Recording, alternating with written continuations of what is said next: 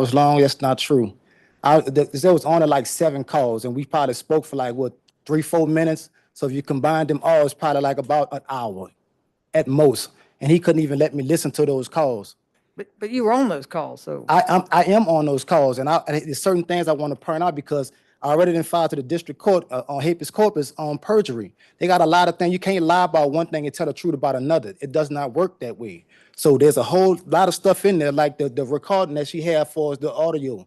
You know what I'm saying? She said that we in a preliminary hearing, she stated that there was some I asked her about having sex that night, and she said that she couldn't. But when the recording starts, it's talking about something else. She perjured in there. Did not go forward with any facts regarding the case. It's all factual. I'm saying I'm here for something that I didn't do. It can be used against you. So here's the thing: when it's an appointed attorney, you can't really fire him. So, I mean, you can, but then they're not going to appoint you another public defender. You got the money to hire somebody? No, I ain't got the money to hire nobody. But if he ain't, I'm saying I'm being forced to trial with a lawyer that's not working for me. He's not doing none of the things he's supposed to be doing. Did you not listen to what he said? I heard what he said. What he said is not true, ma'am. Just because you say it's not? No, because I'm saying everything that I've been asking him to bring to me so we can go across it. He don't even have a defense for trial. That's in 10 days from now. He don't even have a defense for trial. Nothing. There's and all these charges. The gun just now getting handled. The gun should have been handled a long time ago when he looked at the search warrant and seen that it wasn't specified in the warrant. He should have been took care of that. Why we get to this point 9 months down the road, we just speaking on the gun. Where's the DNA evidence? Did we ever got that back? We just keep moving off of accusations. They don't have to turn it over to you. These are all factual issues, Your Honor. Right. These are all, yeah, definitely. I'm saying, but he's not doing his job. Well, I mean, I'm having irreconcilable differences, ma'am. I stated the claim for which relief could be granted. I'm asking the court to remove this counsel from me, please. Anything from the state? Nothing from the state, Your Honor. If you find that, if you grant his motion, Your Honor, the state just asks that there is a speedy filed in this case, if it can be withdrawn and he move forward pro se if he wishes. That's being forced. I have never waived having an attorney. I just said I want this attorney. Okay, but you can't fire somebody who's appointed to represent. You can't just keep firing them and going through. I had this the first. No, I tell you what. The first lawyer I had on this case, the other one was for preliminary. She withdrew on her own. I never fired her because her what she does is preliminary hearings. Exactly. So I never fired anybody else. What I'm going to do is I'm going to grant you that divorce since y'all have irreconcilable differences, but I'm not going to remove him as your lawyer. Everything he said makes exact sense. They only have recordings for so long, and he's doing his job, and the state doesn't have to turn over discovery as of yet, probably. So there's timelines. So you need to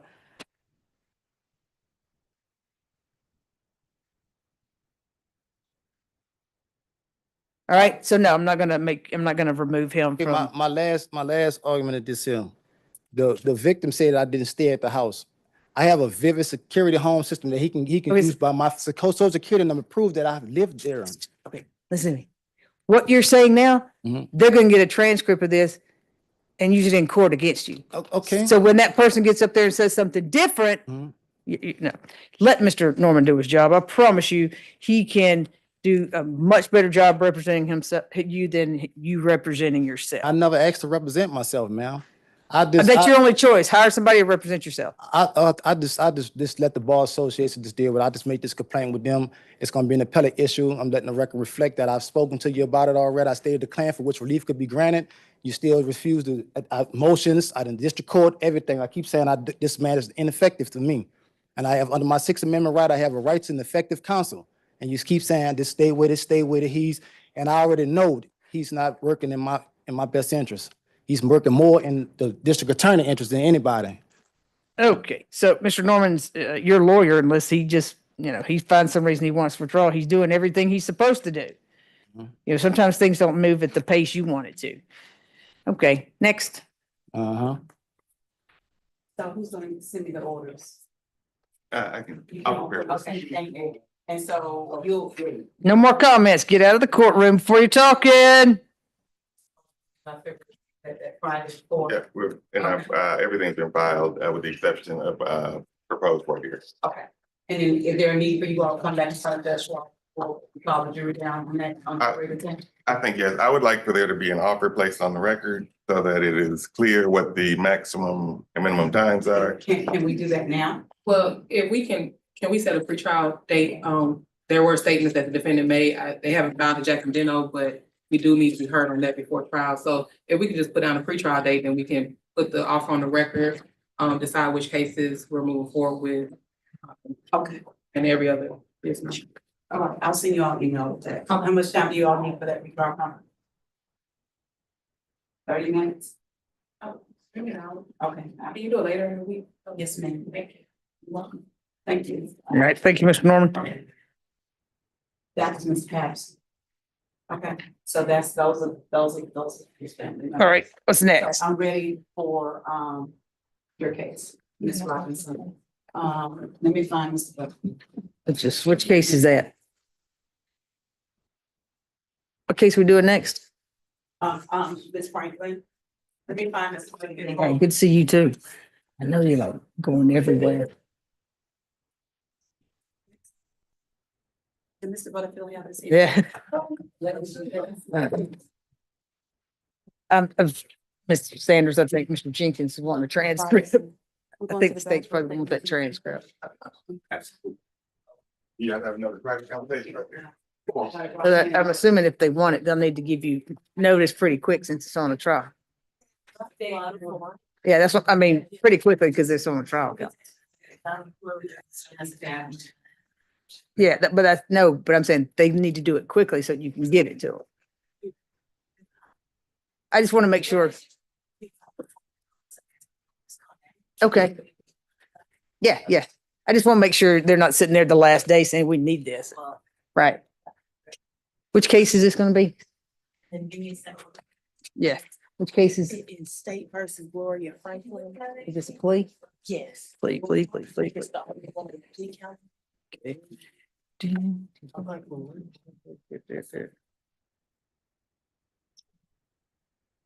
The plea calendar. Sure.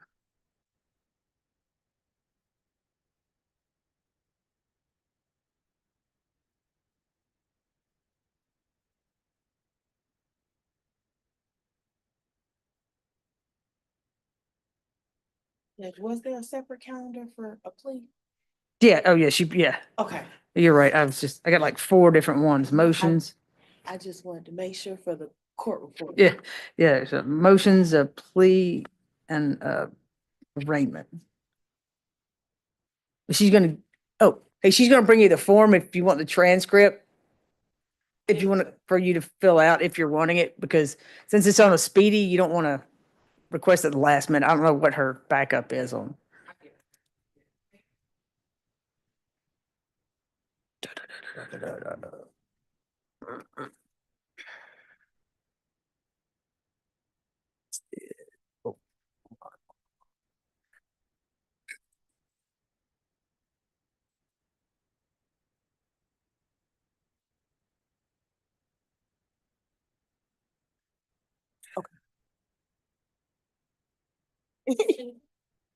Position 1 on the plea calendar, This one right.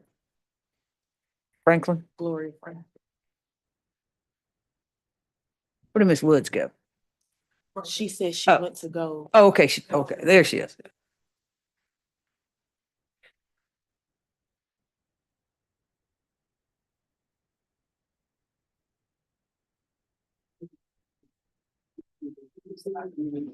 I won't be here. I won't be here.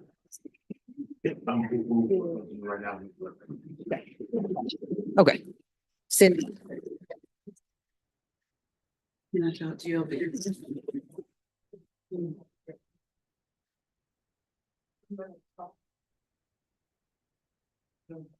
Okay, I need to get a court report. Yep. That's what I'm sorry. Yep, and I sent it a month and a half ago.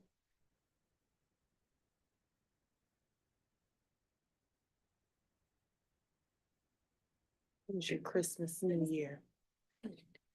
Too short. I am here. I'm better though. Like. I don't know. Wednesday, Tuesday.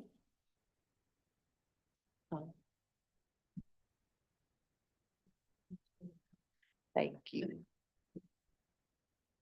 Still just tired.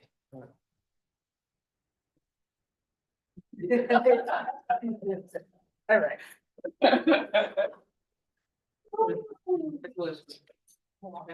Yeah, where's Mr. Norman? So here's what we're gonna do. I'll go ahead and put this on. It's Gloria Jean Franklin, 24 SC 002-075. Mr. Butterfield, Yes, good morning, Your Honor. May it please the court. Always a pleasure to see you, Judge. good to see you. Always dressed sharp. I like that tie. Well, thank you kindly, Your Honor. All right. We ready? Yes, Your Honor. May I proceed? Yeah, absolutely. Thank you, Your Honor. Please raise your right hand. Do you swear or affirm that the testimony you shall give in the matter currently before this court be the truth, the whole truth, and nothing but the truth? I do. You can lower your hand. State your true, correct, and legal name. Gloria Jean Franklin, And Ms. Franklin, are you at this time taking or under the influence of any alcohol, drugs, or medicine? medicine.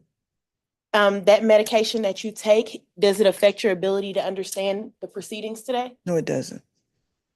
And how old are you and how far have you gone in school? I'm 72, 13 years. And are you able to read, write, and understand the English language? I am. And do you understand that you're charged with the following offenses? You're charged with 2 counts of involuntary manslaughter and 1 count of aggravated battery. Do you understand that? Yes, And do you understand that you have the right to plead either guilty or not guilty to these charges? And if you plead not guilty, you may remain silent and you may receive a jury trial. guilty. Nope. No, I'm sorry. You just said yeah. Yes, okay, okay. And have you Okay, had an good. opportunity to, have you had enough time to speak with your lawyer, Mr. Butterfield, about all the facts and circumstances known to you regarding the charges in this indictment, including any potential defenses? Yes, I have. Do you need more time to discuss this case with your attorney? No, And are you satisfied with his services? extremely.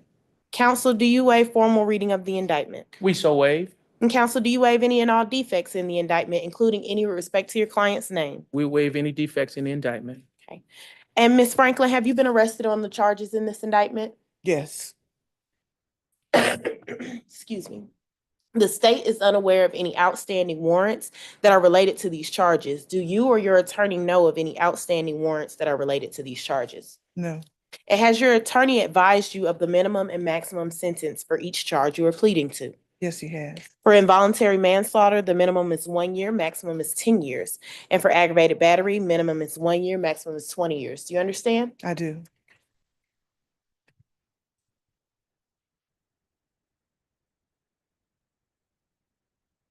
And do you understand that this is a guilty plea and it's a a non-negotiated plea, and the state may still recommend a sentence to the court? Yes, And are you aware of the state's recommendation? And Your Honor, the state's recommendation in this case for count 1, involuntary manslaughter based on simple battery, state's recommendation is 10 years to serve 5 years and the balance on probation. Count 2 would vacate by operation of law, and count 3, aggravated battery, the state's recommendation is 10 years to serve, 10 years to serve on probation, concurrent to count 1. Okay. With the special conditions, and I apologize, of 100 hours of community service, no contact with the family of the victim, Miss Jacqueline, Jacqueline, last name Mixon, Mixon. And that you enter into and complete anger management. And do you understand that that's the state's recommendation, Ms. Franklin? yes, Do you understand that the court can impose any sentence authorized by law, including a higher sentence than that recommended by the state, up to the maximum sentence on each charge in this indictment? yes, Do you understand that do you understand that this plea is a guilty plea, which is permanently recorded on your criminal history? permanently? No. Yes, And do you understand that this plea may be used to enhance sentencing on other convictions in this jurisdiction as well as in other jurisdictions, including in the federal courts? yes, Do you understand that if you're currently on probation or parole, your probation or parole may be revoked based on your entering a guilty plea today? I do. Do you understand that if you're placed on probation of any kind, you cannot violate any criminal laws of any governmental unit or any special conditions of probation without being subject to revocation for the balance of the sentence? Yes. Do you understand that you are not allowed to possess or use a firearm while on probation? Yes. Do you understand that if you are not a United States citizen, a guilty plea conviction will affect your immigration status and will result in deportation, just like a conviction at trial would, and that this is true regardless of any advice by your attorney or anyone else? Yes. Do you understand that neither the court, your attorney, nor the district attorney's office has anything to do with parole, the Department of Corrections or Board of Pardons and Paroles, and no one can guarantee parole, no matter what anyone has told you? I understand. Do you understand that there may be other adverse or unfavorable consequences as a result of this guilty plea conviction, just as there would be from a conviction following a trial? For example,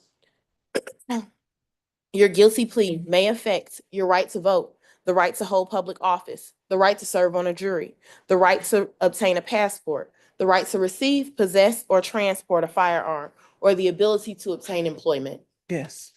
Do you understand that by pleading guilty to a felony, if you use, receive, possess, or transport a firearm, or use a firearm in a crime, you will be guilty of a felony which may carry a sentence of 1 to 15 years in prison? I understand.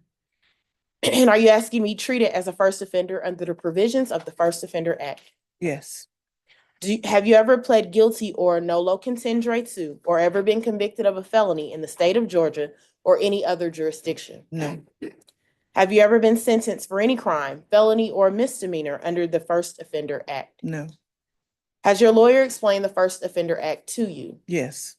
Do you understand that if you violate the terms of your first offender sentence or commit a new offense while on first offender probation, your first offender status could be revoked, you could be adjudicated guilty, and you could be resentenced to up to the maximum sentence for each charge in this indictment? I do. Do you understand that you waive any and all defenses, including any mental health defenses, by entering a plea of guilty? I do. Do you understand that if you went to trial, you would have the right to trial by jury, the right to see, hear, and confront witnesses called to testify against you, and the right to testify or to remain silent and not incriminate yourself? I do. Do you understand that by pleading guilty, you are giving up the following rights: the right to trial by jury, the right to remain silent and not to incriminate yourself, the right to confront witnesses against you, the right to assistance of counsel hired by you or to court-appointed counsel if you cannot afford an attorney at a trial of your case, the right to the presumption of innocence, the right to testify on your own behalf and to present other evidence, the right to subpoena witnesses and compel the production of evidence, the right to have the charges against you proved beyond a reasonable doubt, and the right to appeal if convicted of these charges after a trial. I do. Has anyone forced, threatened, or promised you anything to get you to enter a guilty plea? No. And is it your decision to waive these rights and enter a guilty plea because you are in fact guilty? Say guilty under Alfred. I take the Say guilty under Alfred. guilty under Alfred. And are you pleading guilty because you've decided that it is in your best interest to do so? Yes. And are you aware that even if you do not admit guilt, this is a plea of guilty and places you in the same position as if you were convicted by a jury at a trial? Yes. And how do you plead to the charges of involuntary manslaughter and aggravated battery in indictment number 24 SC 002075? Guilty under Alfred. And is this guilty plea freely and voluntarily given with full knowledge of the charges against you? Yes. Do you understand that you may only have a limited right to appeal this guilty plea conviction? Yes.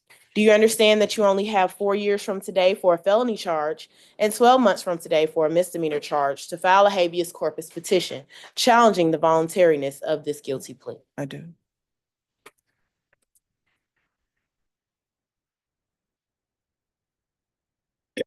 Your Honor, had this case proceeded to trial, the state would expect its evidence to show that on March 1st, 2022, at approximately 9:50, Miss Brianna Gozier, Gosier, ran over the victim in this case, Miss Jacqueline Mixon, who was 78 years old at the time of her passing, After the defendant, Miss Gloria Franklin, pushed her into the roadway on the 6th floor of the Piedmont Hospital parking garage located at 35 Collier Road in Atlanta, inside of Fulton County. Ms. Mixon died from her injuries soon thereafter. The security personnel at the hospital provided the lead detective on the case with footage, footage filmed by surveillance cameras. It appeared that this was a road rage incident. The victim, Ms. Mixon, entered the parking deck behind the defendant, and as they drove through the deck, the victim tailgated and honked her horn at the defendant, appearing to indicate that the defendant needed to drive faster. Once the defendant reached the 6th floor, she parked in a parking space close to the elevator, and she got out of her vehicle. The victim walked up to her, and they had a verbal altercation. According to the defendant, the victim called her a quote-unquote black bitch and turned away from the defendant to walk toward the elevator. The defendant then went into a rage and charged at the victim, forcefully pushing her from behind, which caused her to fall headfirst forward onto the floor, striking her forehead on the concrete parking deck, which resulted in a laceration in the center of her forehead. The victim laid motionless in the middle of the traffic lane, and the defendant then turned around, took a few steps back to her vehicle, retrieved items from her vehicle, and within about 30 to 40 seconds, the victim, who was struggling to move by rolling to her right side and then to her left side, was struck by a vehicle driven by another individual that was coming up a ramp and turned right and ran over the victim. 911 was called immediately, and the victim stopped breathing but was successfully stabilized. The victim later died from her injuries. The defendant left the scene before the police arrived, going into the hospital, where she was later located and detained. Your Honor, the defendant's actions were the legal and proximate cause, as well as the cause and fact of Ms. Mixon's death. Ms. Mixon did die from complications of blunt force trauma from the torso and extremities. Ms. Mixon also suffered blunt force injuries to her head. Your Honor, the state's recommendation, as previously stated, is 10 years to serve 5 years in the balance, probated with those special conditions that were previously mentioned. Your Honor, Ms. Mixon's family is present in court, and she was loved and supported by her family. I do have a couple of victim impact statements that I would like to have read. The first one, Your Honor, being from a Pastor James Pitts of Chapel Hill Baptist Church. And Pastor Pitts wrote to the court, "Dear Honorable Judge, I am writing on behalf of Ms. Jacqueline Mixon, who was assaulted on March 1st, 2022. Jackie was a woman of God, a faithful church member, and a friend. It was a terrible shock to learn of this assault and later to be with her when she was taken off life support. There is no way to describe what a great person Jackie was. She is sorely missed. Myself and my congregation pray that justice will be served in this matter. Sincerely, Pastor James Pitts." In Your Honor, at the appropriate time, I would like for there will be 4 statements read from 4 different individuals. Okay, And is this the appropriate time, Your Honor? absolutely. Thank you, Your Honor. And the first individual would be Ms. Mixon's first cousin, Ms. Marcia King. And where would you like for her to stand, Your Honor? Just, Where would you like it, Ms. Sanders, so that? okay.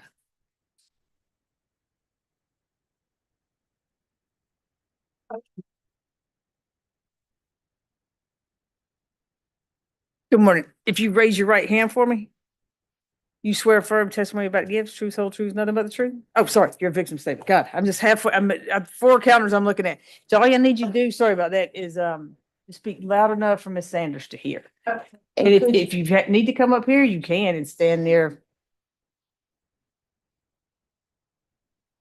I don't know if I can get through it. Okay.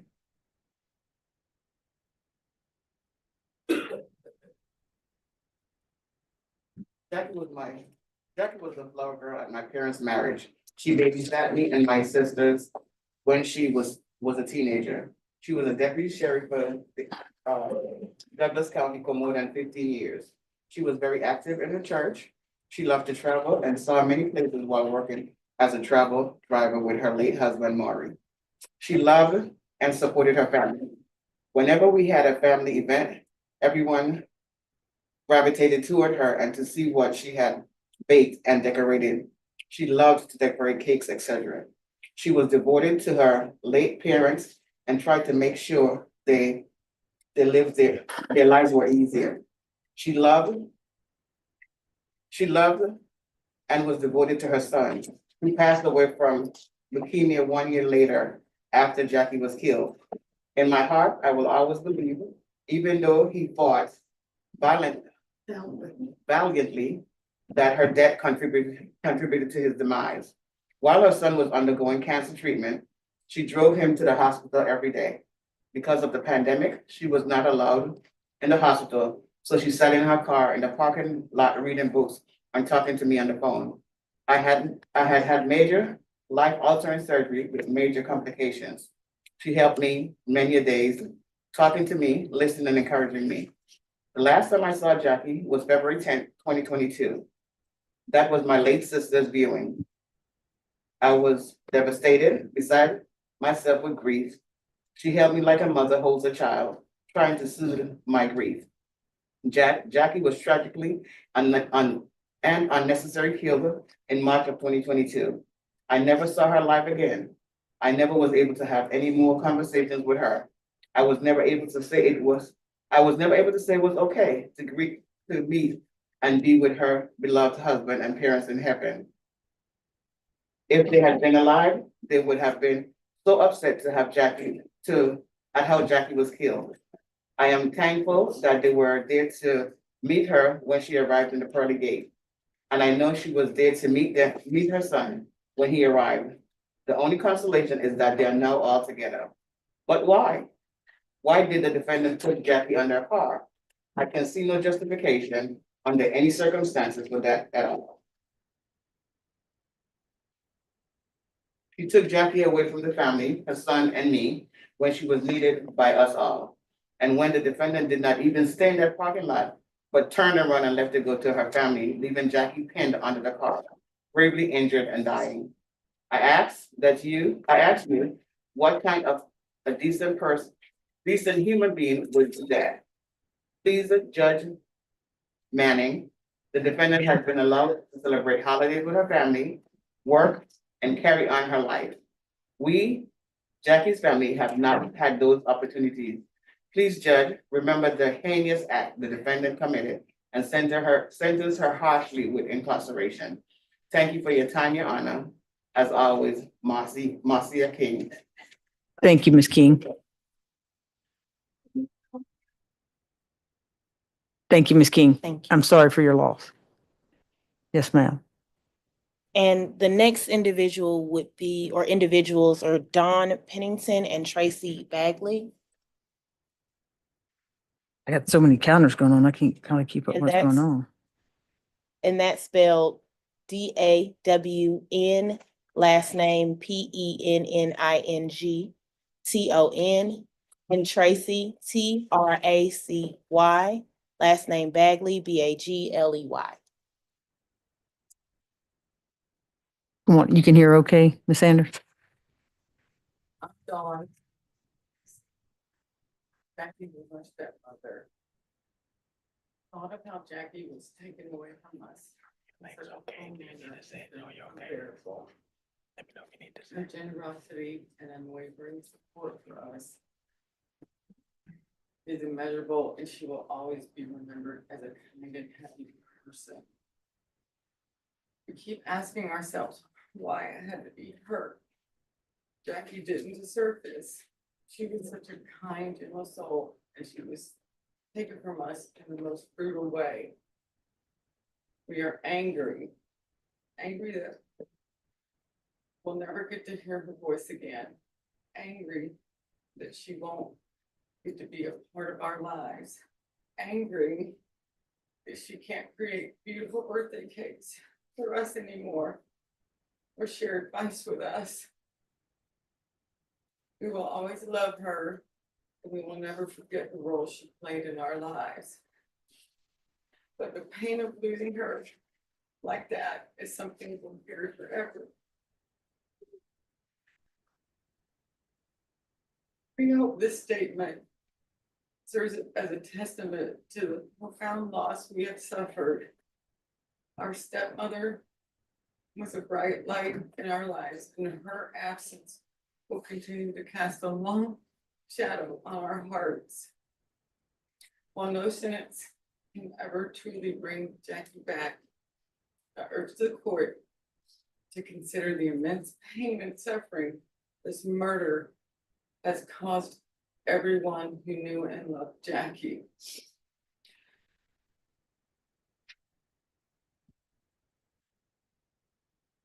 We believe that a just punishment will not only acknowledge the severity of this crime, but also provide some semblance of closure for our family as we are trying to live our lives without her. Thank you. Thank you. I'm sorry for the loss of your bonus mom, I like to call them. Thank you both. You got one more? 2, Your Honor. 2 more. Oh, that's okay. I can understand. Thank you, Your Honor. The next is Miss Susan Kimsey, SUSAN KIMSEY. M as in Mary. M as in Mary, Okay, yes, Your Honor. thank you.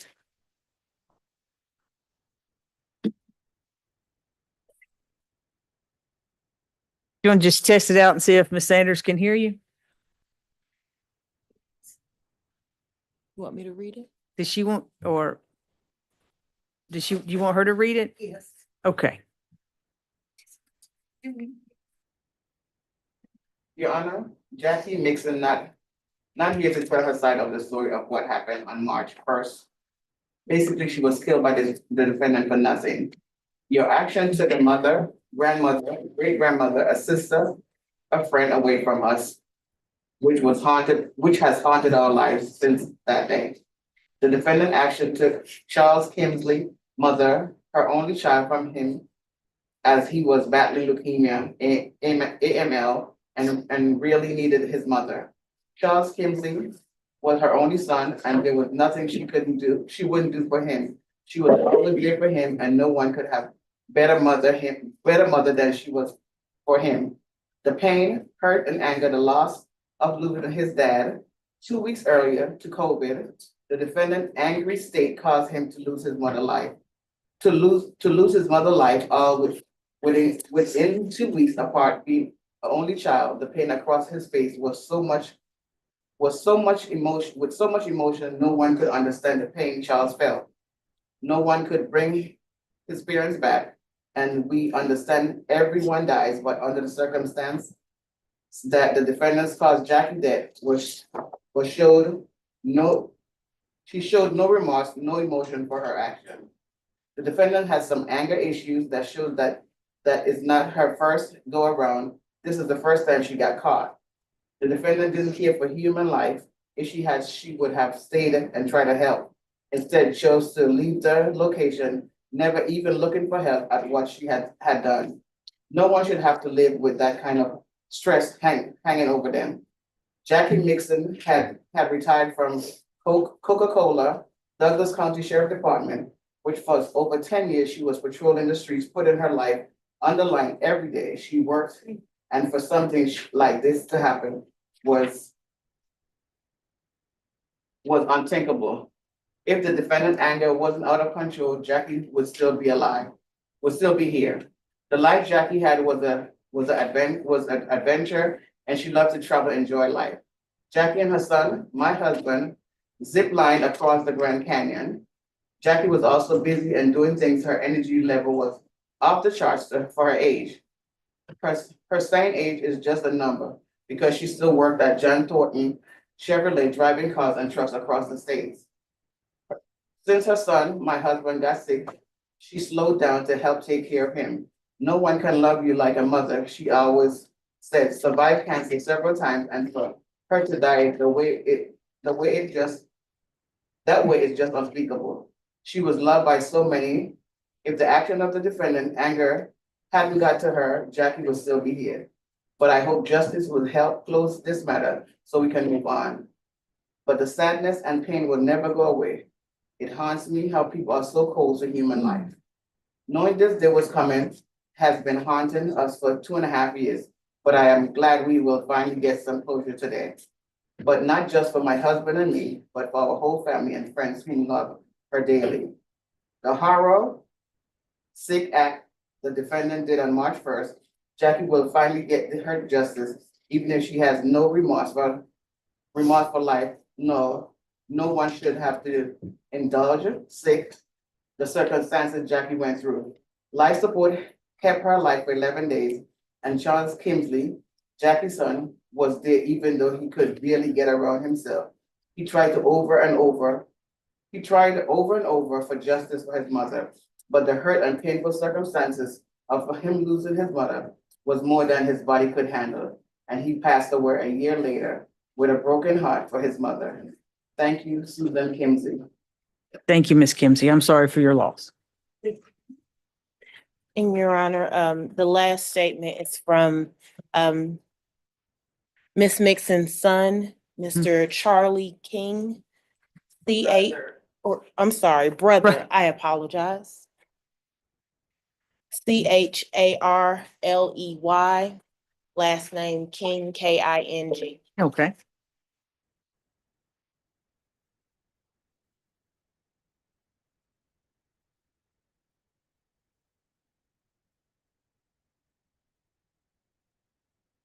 Good morning, Mr. King. I'd like to thank members of the family and community that presented statements this morning. Yes, sir. Move on. I'm Charlie King, the brother of Jackie Mason. There were 13 years between us, which meant she contributed a lot to my upbringing, all the way from changing my diapers to teach me how to drive. She was particularly influential in my teen years, keeping me out of trouble. I'm writing this statement to share the profound and lasting impact Jackie's violent senseless death has had on my family and her community. My sister was taken from us in the most unimaginable way, pushed under a moving car, a senseless and cowardly act. The images of that moment and the knowledge that my sister was murdered so violently haunt us to this day. Her life was violently and intentionally taken from her without stopping or calling for help. The culprit just walked away to continue her day. Especially hard hit by this tragedy was my nephew, Charles Kimsey. Charles's father died from COVID, and 2 weeks after the funeral, his mother is pushed under a car and dies from her injuries. Both parents gone in 2 weeks. Jackie was with Charles 24/7 for over 2 years through his battle with leukemia. Less than a year after his mother's death, we buried Charles also. The weight of Jackie's death seemed to stunt Charles's recovery. Financial impact is also significant. Grady Hospital put a lien on her house for expenses, thinking there was more money to collect from any lawsuit monies the family might receive from Medicare. After 2.5 years, Grady finally dropped that lien last week. There are still legal and probate fees to be associated with Jackie's death. Jackie was full of life and kind, always ready to lend a hand to anyone in need. She was a light that has now been snuffed out. It's our reality, and it's one that we'll never recover from.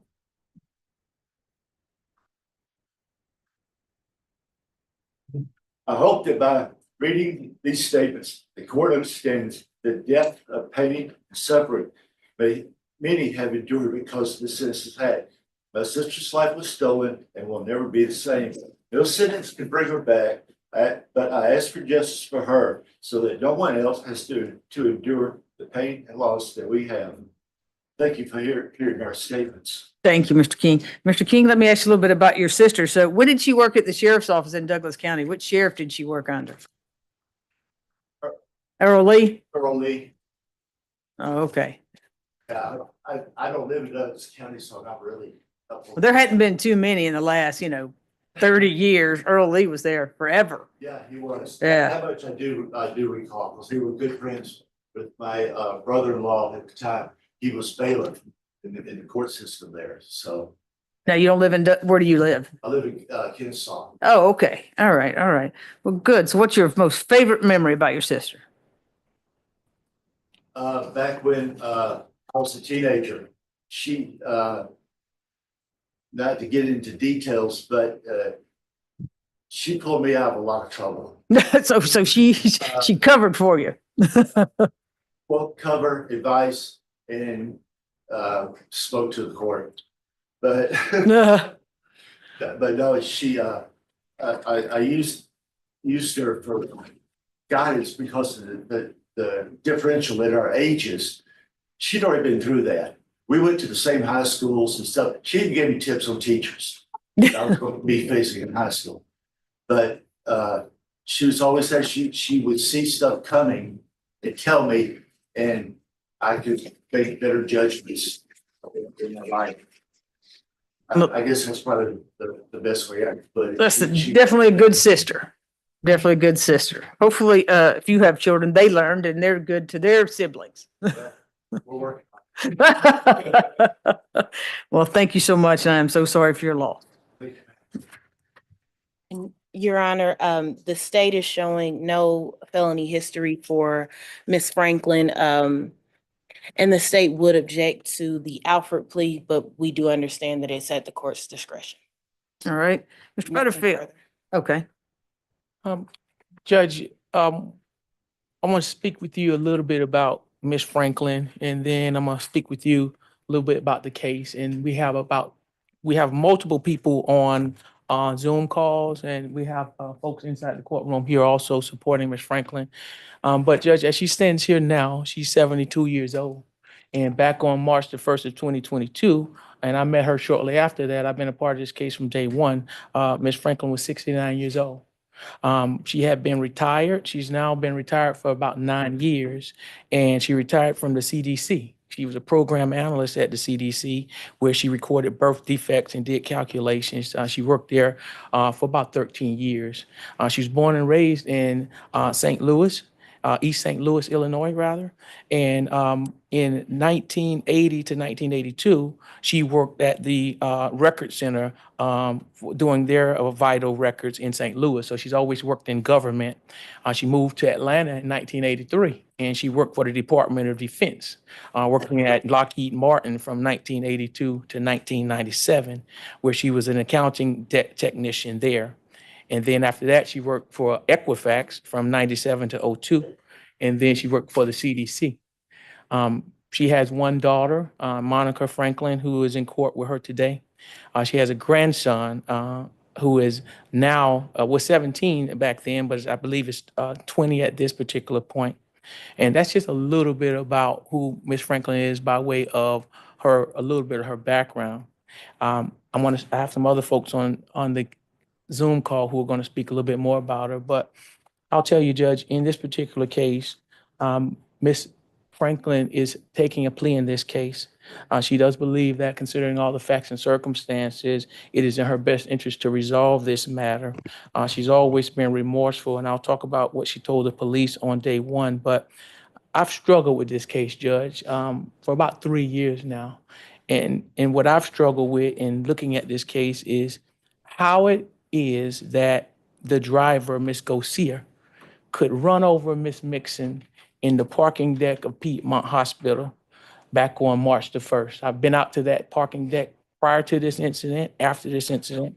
It was not crowded at the time of this incident. It was well lit. It was wide open, and there was no speed limit there or nothing preventing the speed. And it boils down, I believe, that Ms. Garcia simply was not paying attention. She had a person in the car with her. We didn't get the records to determine if she was on the phone, but in this particular case, the eyewitness in this case, Mr. Michael Thomas, he had gotten off the elevator. He saw Miss Mixon there, was going to help Miss Mixon. And he said, I thought the driver saw her. But he says next thing he knew, she hit the woman, is what his statement says. And he's like, hey, stop. And she's like, what's going on? And the young driver gets out oblivious that she has run over a whole human being who had been there for quite some time. This is not a case when this case was in the media when it first occurred. It alleged that Miss Franklin pushed Miss Mixon into oncoming traffic as if they were on the highway or something. But we'll talk a little bit about that. But they should never push Miss Mixon into any oncoming traffic at all. In this case, Miss Garcia could have been charged with vehicular homicide, misdemeanor version of it. But in this case, Judge, as I struggled, there was an intervening cause of the death of Miss Mixon being this negligent driver. But one thing that's always remained clear is that Miss Franklin never intended to cause any injury, harm, definitely not death to Miss Mixon. When she talked to the police that day, they said that Miss Franklin states she didn't mean to cause any harm to Miss Mixon or her death if she dies from her injuries that she suffered. And Miss Franklin was very remorseful when learning of Mixon's condition, and she never meant for any of this to happen. She was upset when she was called a black bitch. So what really happened out there on that day when you consider what Miss Franklin told the police? She had gone to the hospital that day, Judge, on March the 1st. She too had an only child, has an only child, Miss Monica Franklin, who was at the hospital for some serious surgery. And Miss Franklin had been to the hospital, but at this time there was construction at the hospital. And she was there very early to get there to the surgery. And when she got there, because of the construction, she didn't know which date to go in. So she was confused and she was trying to get to her daughter. And as she pulled into the deck, someone behind her was blowing the horn. Miss Franklin says she noticed the sound, but she didn't turn around because she was nervous and she just wanted to get out of the way and park. And after that, she continued to drive, and the person was continuing to blow the horn, and she was looking for a space, and she went all the way up. But Miss Franklin said she never turned around. She was just doesn't know who was blowing, but she was just looking for parking. At some point, when she got to the 6th floor, she got out, she was gathering her bags, and that is when she saw a person coming down, and the video shows all of this. It shows Miss Mixon coming down, and it shows Miss Franklin there. And Miss Franklin said she was trying to explain, ma'am, are you the person who was blowing at me? I want to explain, like, my daughter's having surgery. I was not trying to, cause you any harm or any inconvenience. And as she was talking to Miss Mixon, Mr. Franklin said, they say there was a dispute had. You can see them talking. Miss Mixon stated she didn't want to hear that. And then she said, and Miss Franklin still said, well, my daughter's having surgery. I just wanted to tell you, I didn't mean to, impede the traffic. And Miss Mixon said, I don't want to hear that. And she walked off and said, black bitch. And it shows Miss Franklin look, and then in Miss Franklin's mind, as she sits here today, she believed that she was going to tap Miss Mixon on the shoulder and say, man, did you call me a bitch? But we know now she did push Miss Mixon down. Miss Mixon, she didn't fall to the ground. She stumbled forward and she fell. She was not unconscious at the time. You can see the video, and Miss Franklin is there. Miss Mixon is moving around. And what she told the police that day is, oh my God, I don't want to do anything more to touch this woman. She's already on the ground.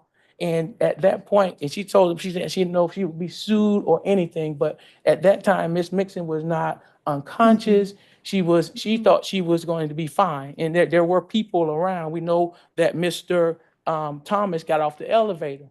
Miss Franklin goes back to her car. She walks to her car, gathers her things. At some point later, that is when the young driver comes around and for some inexplicable reason does not see Miss Mixon. And there's quite some distance when from the time her car enters the video to the time she runs over Miss Mixon. That is what we have in this particular case, Your Honor. This was an unfortunate tragic incident, but it was an accident by every sense of the word. Some would say, well, had she never pushed it, we wouldn't be here. But there was the intervening cause in this case. But considering all the facts and circumstances, Miss Franklin wants to get this matter resolved also. In this particular case, Judge, we have some folks that we want to speak with the court about, and then I will talk to the court about what it is that we'll be seeking. If you give me 1 second, Judge. Sure. Ms. Sanders.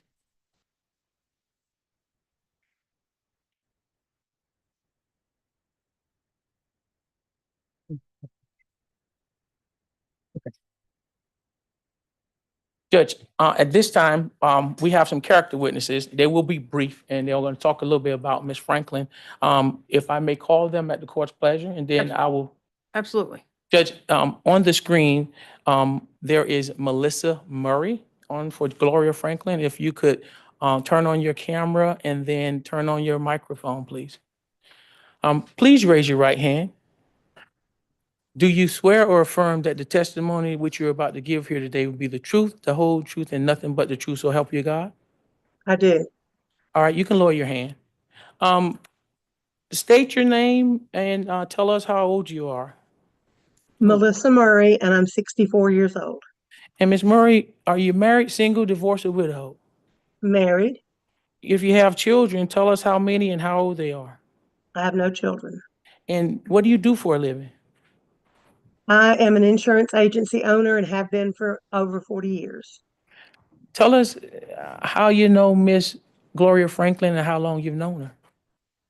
Well, I originally met her as a client nearly 40 years ago. And just through the years, she became a close friend just from her caring nature and who she is. She's just somebody that I was drawn to naturally. And she was always helpful and kind. So she's the kind of person that I would like to be a friend with. And over the years in spending time with her, have you come to learn her reputation for honesty in the community? Yes, Gloria, I've always known her to be a woman of honor and integrity. And I personally have never really even known her to tell a lie. I mean, she may have told a white lie in her life, but I've never even experienced her to tell a lie. And have you come to learn her reputation for peacefulness and nonviolence? I mean, she the kind of person who has a violent nature, or tell us about that. No, I've honestly never known Gloria to be violent or exhibit anger of any kind. I mean, I'm honestly baffled that she's even mixed up in something like this because I can't imagine what the conversation was or what would have provoked her to even be angry enough to touch her. I mean, the language was bad, but that's just not the Gloria I know. She's always wanting peace and helpfulness, and she's always been an inspiration to me because she is a strong woman of God who is serious about her faith and her relationship with the Lord. And she has her morning quiet time and Bible study every day, and she's always willing to offer you an encouraging word of scripture. And I thought the other day about the fact that she has that even on her voicemail. If you get her voicemail, she's offering an encouraging word of scripture on her voicemail. So, I mean, this is a woman that inspires me, and I have just been baffled since this whole thing happened. I just couldn't imagine Gloria being involved in anything like this. And lastly, can you give us one of the experiences that come to mind that characterize who Miss Franklin is that you can share with us? Well, the thing that comes to mind mostly is just her helpful nature and her kindness. And I have an insurance agency, as I mentioned earlier. I had a new office manager at the time, and she got to know Gloria through just handling her account. And she mentioned to Gloria one day that she was having to pack her mother up and move her into an assisted living home. And Gloria offered to come help her pack and move her mother. And she didn't have to do that. I mean, but that meant the world to Deborah that she offered to do that, and she actually did it. And Deborah was just, amazed that a client to her, she was a friend of mine, but at the time that this happened with Deborah, she was just a client.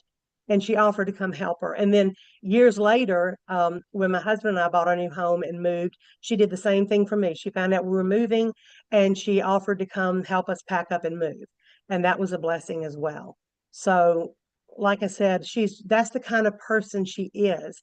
I don't know what to say. It's just, I'm still baffled that anything could have provoked this. Well, thank you very much for being here today. The prosecutor, Ms. Robinson, may or may have a question, may not have a question, and maybe the court, but thank you for answering my question. So thank you. Come over. No question. Right, thank you. And you may be excused if you need to, or you're happy to Okay. Can continue I to say be. one more thing? Sure. I'd like to say that just what I've had in my mind this whole time for the last 2.5 years is that Gloria, I know, would never ever intentionally hurt anyone. She's a helper. She's a blessing. She's not someone who wants to harm anyone. All right. Thank you, Ms. Murray. Thank you, Ms. Murray. Yes, the next witness here I'm going to call, Your Honor, is, I believe, Miss Linda Harris is on the, Miss Harris on the call. Yes, and then there, please turn on your camera and turn on your microphone, Miss Harris. Please raise your right hand. Do you swear or affirm that the testimony which you're about to give here today will be the truth, the whole truth, and nothing but the truth, so help you God? I do. And Miss Harris, state your name and tell us if you're married or single. My name is Linda Harris, and I'm divorced. And do you have children? And if so, how many and how old are they? I have one daughter, and she's 44 years old. And what do you do for a living? Well, right now I'm retired. Okay, and from where did you retire, your last job?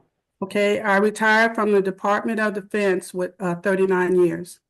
And tell us, how long have you known Gloria Franklin? Might as well say all my life. Okay, and since you've known her, you spent time with her? Yes. And can you tell us, have you gotten to know her reputation for honesty in the community, and is it good or bad?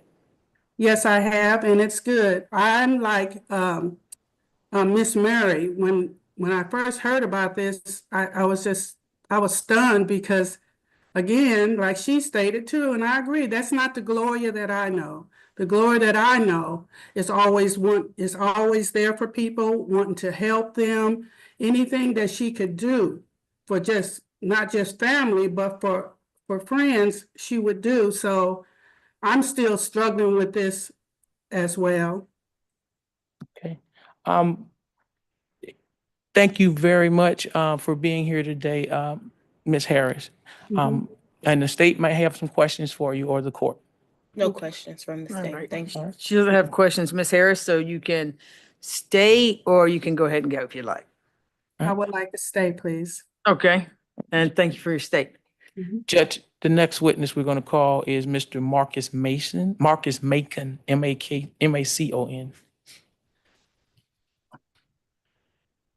Mr. Macon, please raise your right hand. Do you swear or affirm that the testimony which you're about to give here today will be the truth, the whole truth, and nothing but the truth? I do. And tell us a little bit about yourself. How old are you? What do you do for a living? I am 61 years old, and I am the supplier inclusion manager for Lowe's Home Improvement. And tell us, how long have you known Gloria Franklin, and how do you know her? I've known Gloria for over 40 years. She is my sister. I would say sister-in-law, but she is my sister. I consider her a sister more than I do a sister-in-law. And since you've known her, did you come to learn her reputation for truth and honesty, and as well as her reputation for peacefulness and nonviolence? And if so, tell the judge a little bit about Ms. Franklin, please, sir. Oh, absolutely. Well, as I said, I've known Gloria for over 40 years. When I met Gloria, I was fresh out of college, and right away, being the oldest of, I believe she has 7 siblings, you could tell that she was the caretaker and caregiver of the family. She's always been that person that's been there for everybody, putting herself last and putting everything else in front of it. Countless times, she's allowed people to come and live with her, sisters, brothers, nieces, nephews. She's always been the refuge when needed. And again, you know, very self-sacrificing. I have 3 sons, ages 39, 34, and 30. and she has been the most amazing aunt to all of them. Again, time and time I've been through situations just growing up and just having challenges and hardships. And she's always been there for me. And I'm no longer married to her sister, but yet her relationship and mine has always been intact. We're very close. She constantly checks on me. I live in North Carolina. I'm not in Georgia anymore, but we stay in touch. She constantly checks on me, and she's just an amazing person with a very big heart. As everybody has said, this whole situation is just so challenging and baffling to me, especially when I first heard of it and that she was involved, because it's just totally opposite of her character and anything that I've ever known her to do in over 4 years. And my heart and condolences go out to the family for their loss as well. Thank you very much, Mr. Macon. I don't have any other questions. The state or the court may have questions for you. No questions from the state. Thank you. All right. Thank you, Mr. Macon. You can be excused or you can stay here as well. I'll stay. Thank you. Okay, thank you. Judge, on the call, you'll see Lakeisha Jones, Sarita Young, and others.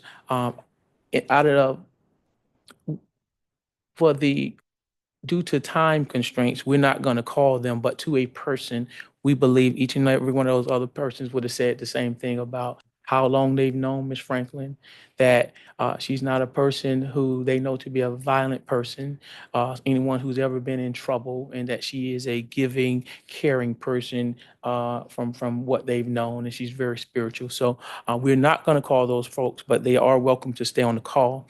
At this time, Judge, Ms. Franklin does have a statement that she would like to put on the record, Your Honor. Okay, does she need a minute before she? She said she's okay, Your Honor. Okay.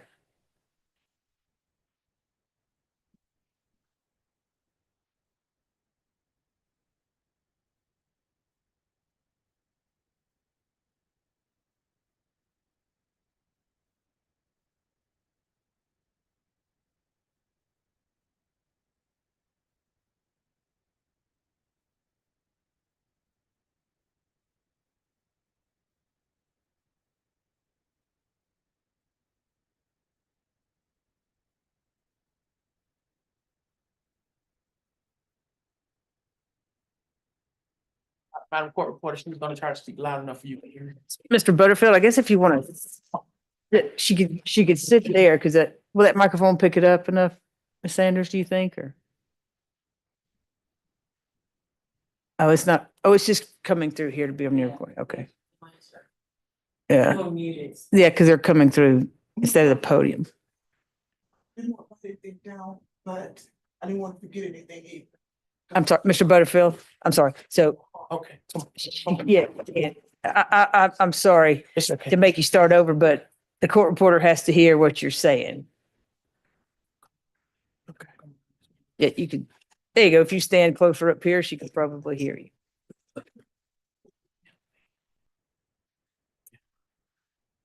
There are a number of people that I have disappointed by not doing the right thing. First, my Lord and Savior that has forgiven me. Second, my family, and they've forgiven me. I pride myself and intentionally do what will make them proud of me, and they've forgiven me. And today, I asked you to forgive me. Doing the right thing has always been an important aspect of my life. I failed to do the right thing on that day, that devastating day 2 years ago. Please forgive me. My heart aches as well. And the sorrow and the pain that you've gone through, I've gone through it as well. And I know it can't be mended and we can't bring her back. My desire to fix things on that day became a detriment and a long, heart aching situation for both our families. If only I had done the right thing and just walked away, but I didn't. I wish that I could have the satisfaction of holding Ms. Mixon and asking for her forgiveness. However, I believe what the Bible says, and that is that we will recognize one another once we're in heaven. At that time, I'll do it. I pray that one day your hearts will forgive me and know my heart hurts as well. I'm sorry. I'm going to continue to praise God and thank Him for never leaving me in spite of my actions.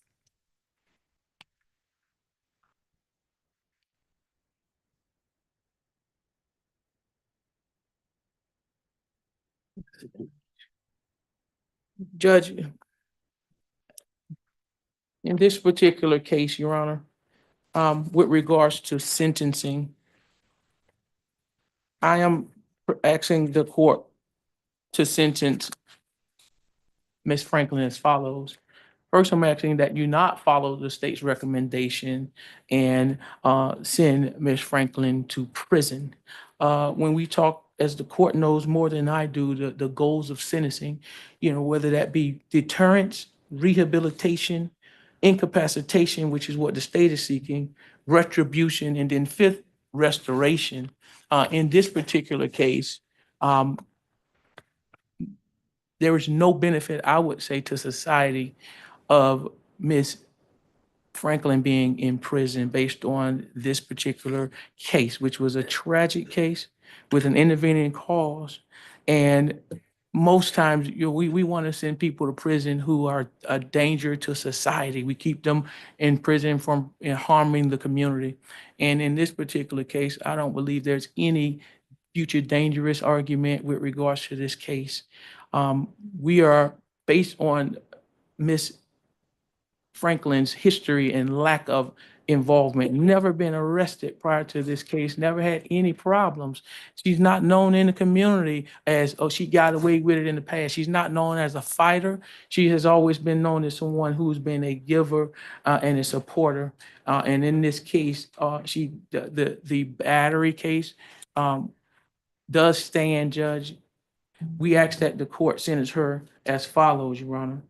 10 years to serve on probation, that she have no weapons while on probation, that she have no illegal drugs, that she does 100 hours of community service, that she have an anger management evaluation and treatment if necessary, Your Honor, and for any other terms and conditions to this court that this court would deem just and proper. Judge, I think I've said all I can say in this matter, and I think I've said all I can say in this matter. This was seriously a tragic incident with this intervening cause, and we believe that the court will make a wise decision in this matter. So thank you for hearing from us, Your Honor. Anything else from the state? Your Honor, nothing other than the state does have the video available if Your Honor would like to see it, but I know that is at your discretion. For me to look at it in camera? Um, thank you. You have it? Did she email it to you? Not an email. I have it on my- Oh, you have it? Yeah, can you, yeah. Yeah, I can look at it real quick.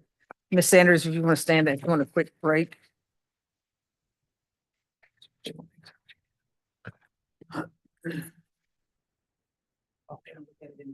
Okay.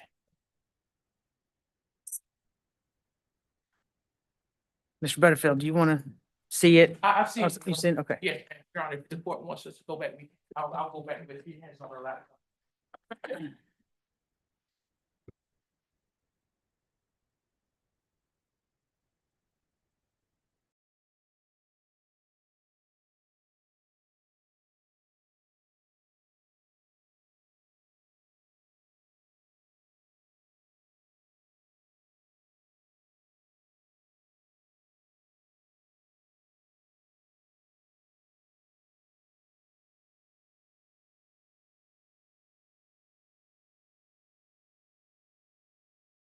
Oh, I just told her.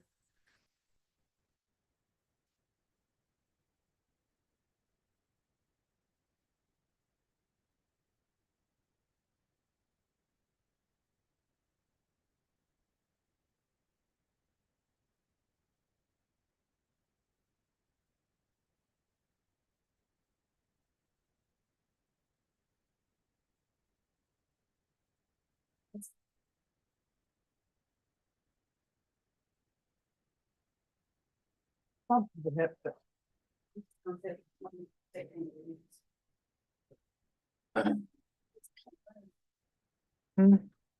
I usually have one up there.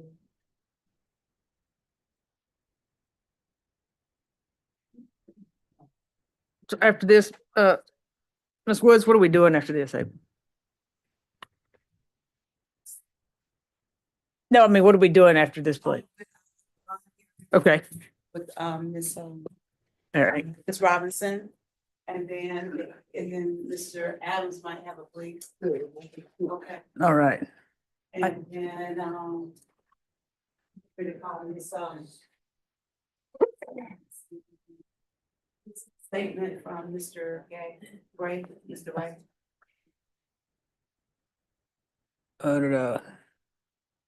Can't hear.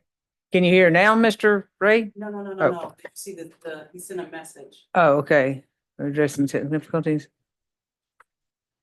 Oh, how long? Oh, by mine's like, let's see. Oh, okay, I got you, got you. Okay, now it's it.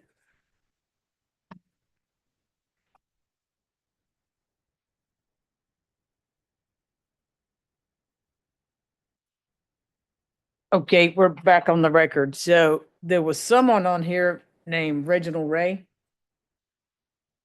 That's what I'm. and I don't think he's on there now. So I'll read everybody what it says. It was a message to everybody, but I don't think anybody else could see the chat except for, us. It says, sorry I have to drop. Just know that Gloria Franklin has been a second mother to me and I think it means instrumental in my success as a father, son, husband. She would give anyone their shirt off her back, and I extend my condolences to Miss Jackie's family. I'm not sure if there's a relation, but that was from Reginald Ray, R-A-Y. Okay, so we're back on anything else from the state? Nothing. Okay, anything else from you, Mr. Butterfield? Nothing from the defense at this time. Okay, so I'm sorry it took so long back there. We had a little bit of technical difficulty connecting to the internet, but I got to see the video, and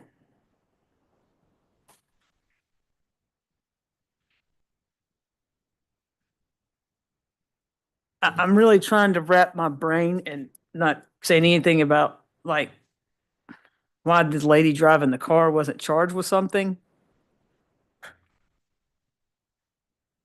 Because she obviously wasn't paying attention. And I know there's the whole cause and effect when stuff happens. And it started out with Miss Jackie coming over and saying something to Miss Franklin, and Miss Franklin obviously got, a little upset and did push her, but unfortunately, she was there for a while, so I'm not sure why the lady didn't stop the car and why she's not here. But, it happened, and I understand, and I am so sorry for your loss of Miss Jackie. For her brother. Let's see, Miss Susan Kimsey, Mr. Charlie King.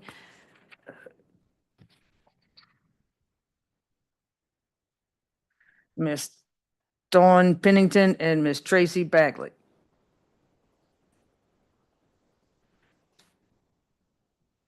If I missed anybody, I'm sorry. My sympathies go out to all of you. And I've heard people say a lot of times the end of a criminal case isn't usually closure for people. I don't know. I think your closure is going to have to be it's between you and whoever you worship and what you can do for yourself. Listening to all of you, I felt like that I got to know Miss, Mixon, and I hate that I never got to meet her. It seemed like she was a very nice lady and meant a lot to a lot of people.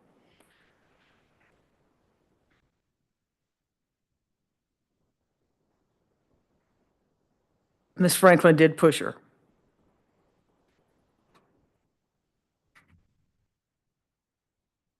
And someone's life did get ended, but got ended by a car. And I'm not saying Miss Franklin isn't, somehow responsible, but I also know that sentencing is for people that are danger to society, danger to the victim's family. they're gonna reoffend. And I don't see it, and I've had, and I will tell the family, I've had taken many pleas, one in this courtroom, and you have victim impact statements. And I have to say thank you to Ms. Franklin, because most people that do victim impact statements, the defendant just looks straight ahead or looks down. And I hope that y'all felt the sincerity. I think she was sincere in listening to every word that y'all said. And she turned and spoke to y'all and didn't make her apology about her, which I think is remorse, which I think is, and it may have to do something with her maturity, and that she's, this isn't a regular thing for her. So here's what I'm going to do. And like I said, I have to take into consideration everything. I know the state wants prison time, and I don't know how that's going to help anyone. But it's not letting her off either. I think I'm going to do 10 years on probation, 100 hours of community service, anger management and treatment if necessary. And I think you can, where are they allowed to do community service, like at churches and stuff like that? Okay. No further contact with the victim's family. No drugs unless prescribed, no alcohol, and no weapons.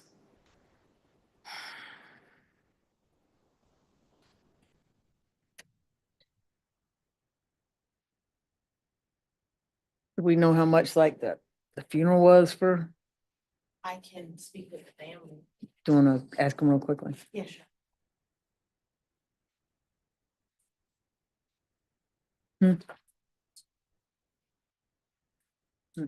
Yeah. Mm-hmm. Mm-hmm. Depends on how much.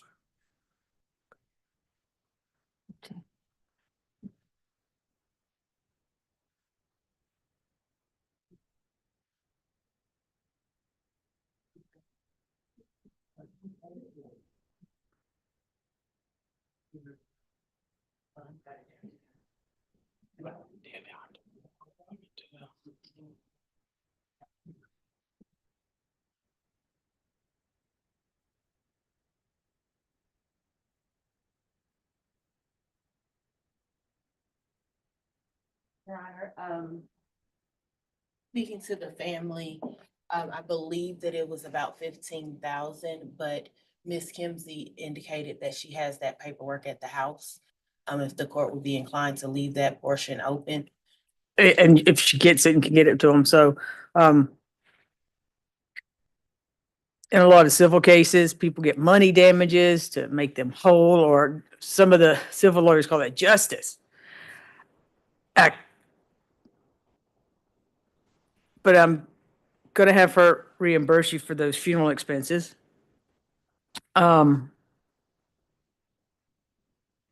she can make, what did we figure out last time? She made the payments through probation. Is that what we said last time? Yeah. Yeah, so you do it through probation. So it'll be payments, okay? To pay for this, the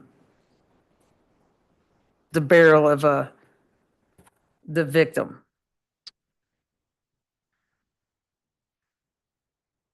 Anything else you think, Ms. Franklin, that you need? I need forgiveness from the family. Yes, ma'am. Yeah, And I know it's gonna take a while because Yes, there ma'am. was a family member, but I need the Yeah. forgiveness. yeah,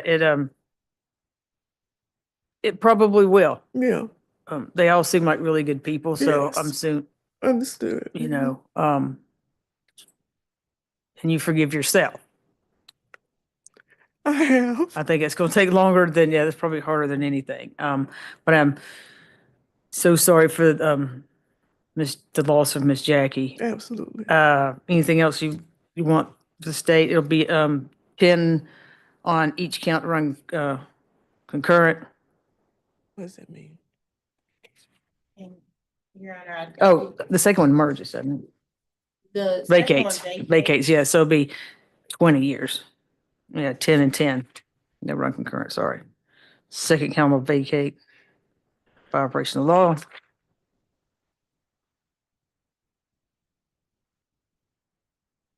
And I think, To do that, Judge, we did ask that she be sentenced under the First Offender Act, 42, dash 8 dash 60, Your Honor. So we asked that she be sentenced as a first offender in this matter. She does qualify, has no priors at all. what says the state? The state wouldn't have an objection for the first offender treatment. However, the state, and I know this is the second portion of it, would object to the Alfred. Right. And that from based on everything the court's heard as well as the video, the court can, I believe the court can see why we are resolving it as an Alfred plea, Your Honor. So we ask that it be first offender as well as the Alfred plea. And also for Ms. Franklin's purposes, for any potential civil type cases, that's why we're seeking the first offender and the Alfred plea, Your Honor. And just based on the facts of the matter, facts of the case. Okay, I'll allow it under first offender. Now, Ms. Franklin, I'm sure your lawyer told you, you could get something like a speeding ticket and then you go to prison for 10 years. I understand, Your Honor. Okay, I understand wholeheartedly. all right. And I'll take it under Alfred for the family there.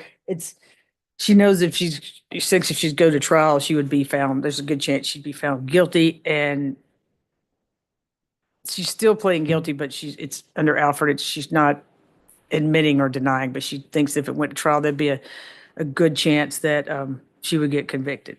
I'll let her do it under Alfred, but I feel like Ms. Franklin's pleading guilty and is probably asking for the Alfred through advice of her counsel. So I don't think she's trying to avoid responsibility. Is there anything else that I can do for y'all? Nothing from the state at this time. And finally, Yeah. I do apologize. How long would that be open as far as the reimbursement portion? So I did just want to get. it's roughly 15,000, said the family, right? Somewhere in there? Yeah, sure.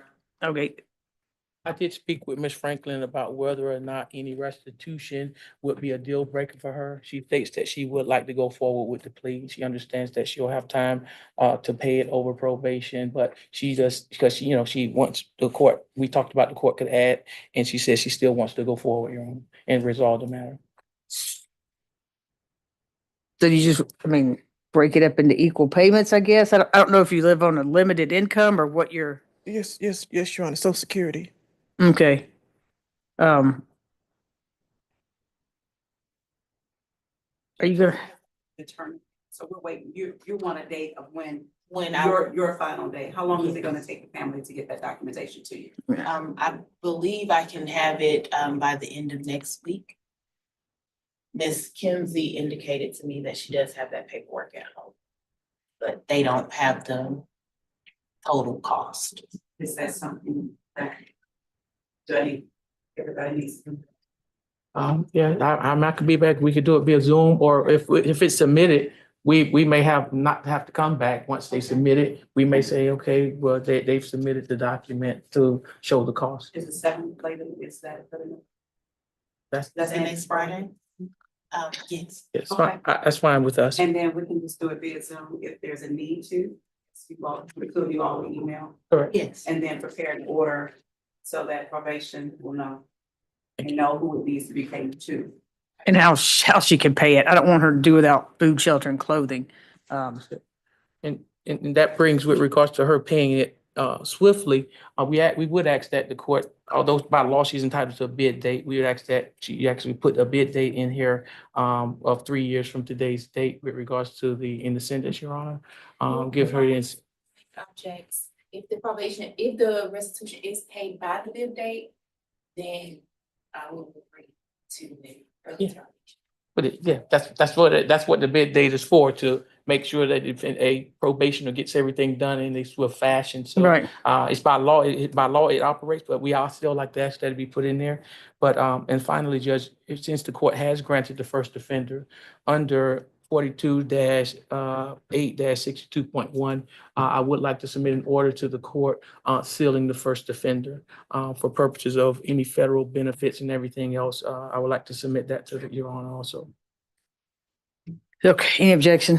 The state would object, we would need to, we wouldn't object to it being sealed, however, we would object for it to being sealed on the front end versus back. Yeah.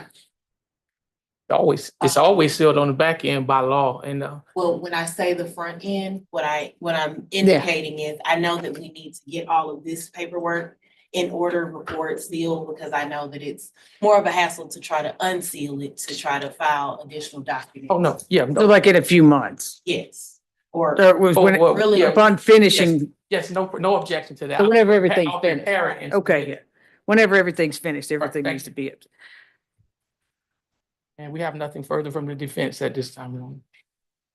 All right, thank you, Ms. Franklin. Thank you, Don. Your Honor, that concludes my business with this court. I believe I'm going to meet with probation with Ms. Franklin, but after that, may I be excused? Yes, sir. Thank you. Have a good weekend. To the Mixon family, I'm truly sorry for your loss, and I hope personally that you haven't seen the video. Don't, just don't watch it. It's not, you don't want to see it. But due to the lapse in time and a lot of stuff, there was no oncoming car when she pushed her. There was several minutes before a car came. I understand. I know you're shaking your head, but I mean, it's not like there was a car coming. She pushed her into it doesn't make it any better or any worse, but I just want you to know there was. Oh, I don't know about that. I mean, I guess you could talk to the state, but seeing it and watching everything, it kind of made me make the decision that and whether or not she's going to do this again. But I'll keep all of you in my thoughts and prayers, and I apologize for your loss. Thank you all. thank you, Judge. All right.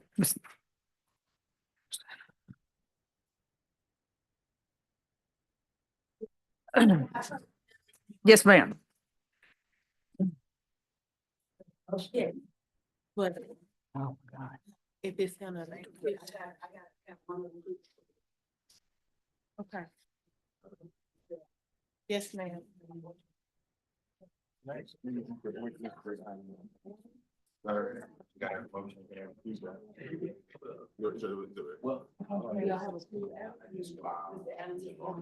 Oh, yeah, Adams. Owen has on the bond. Oh, okay. So it's an offer. They don't know if it's a plea.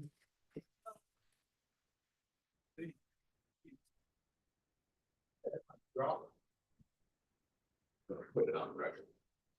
What, on the record, what case, what, I'll be back. Oh, sorry. Who's gonna give me a little bit, one guy gonna send me.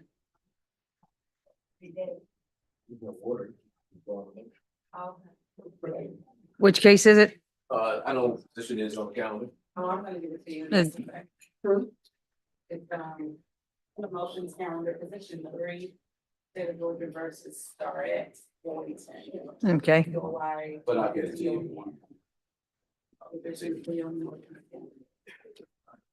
Yes. You're gonna. Outstanding. Yeah, I'm having Mr. Boynton who's present, Your Honor. Oh. Yeah.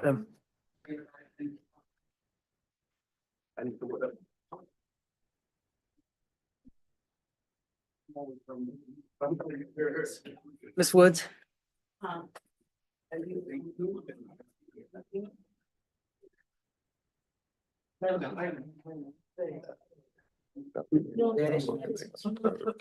Position 3 on the motions calendar. All right, so you got that, Ms. Sanders, 17 SC 148689 Starrett, Boynton. Anything in the future?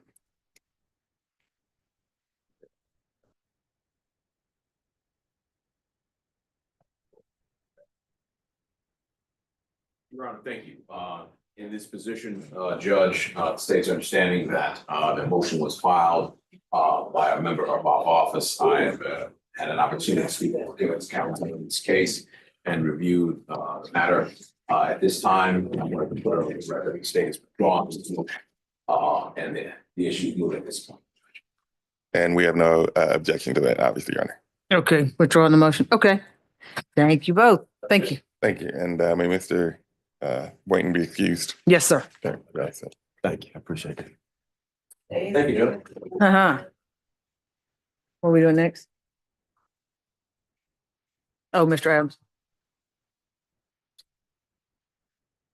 And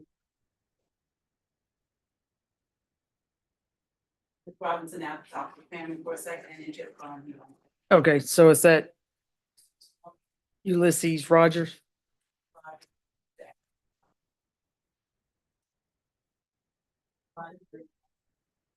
Jalen Hill. Yeah. Well, you know, I announced that they had private counsel. Yeah, you can't see an apple by, huh? My fault. No, because I asked anybody here. Right, Jalen and no one Hill, ever they said came yes. for this one, I mean, so, no one came. Okay, we're gonna bring her to the courthouse, tell her what we'll do, we'll have to bring her back in this. Now, forward.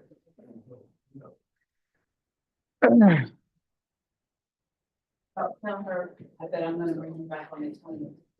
February, who is this coming?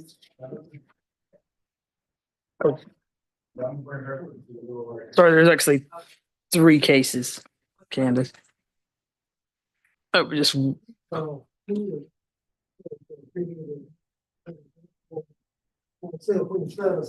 He's got 3 open cases. And then Mr. Montgomery, talk to Judge, when you're busy right there. Okay, let me talk.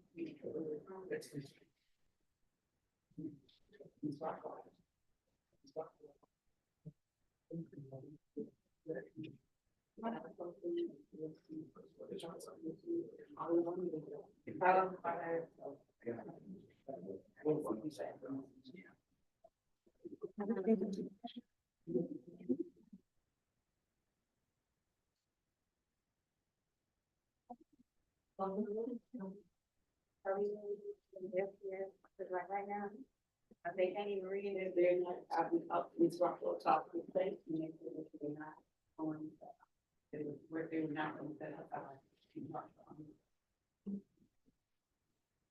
Take care.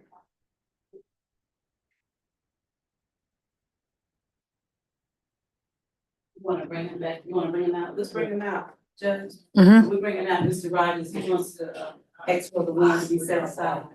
He wants to ask Mr. There's a warrant? I mean, he's in on a bench warrant. Oh, I didn't know that. I thought it was just a Yes, clean oh, remit. yes. Yeah, Ulysses Rogers. 2, 3, and 4. Positions 2, 3, and 4 on the clean arraignment. Okay, I see, okay, all right, he can ask away. Okay.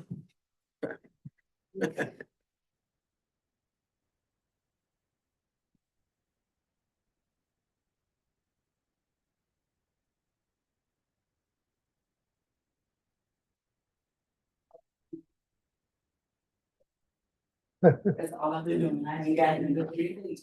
And then they had grace now, we said a whole. I saw it. song, we had nothing. Yeah, oh, They don't want to. They could be in the word all day. Withdraw if you don't like. no, no. Huh? Okay, I'm just trying to think. But if I get in negotiated and then do I still get my chance to reinstate the bond? Yeah. I'll do that then. And then I withdraw it and then reinstate my bond.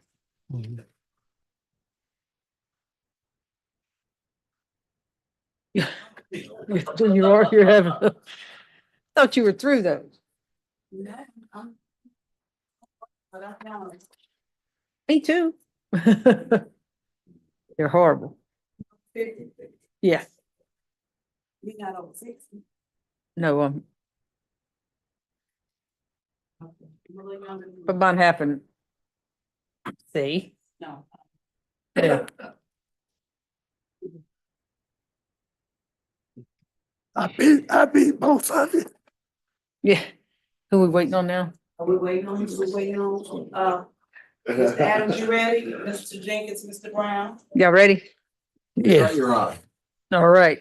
So it's position 2, 3, and 4 for Ulysses Rogers.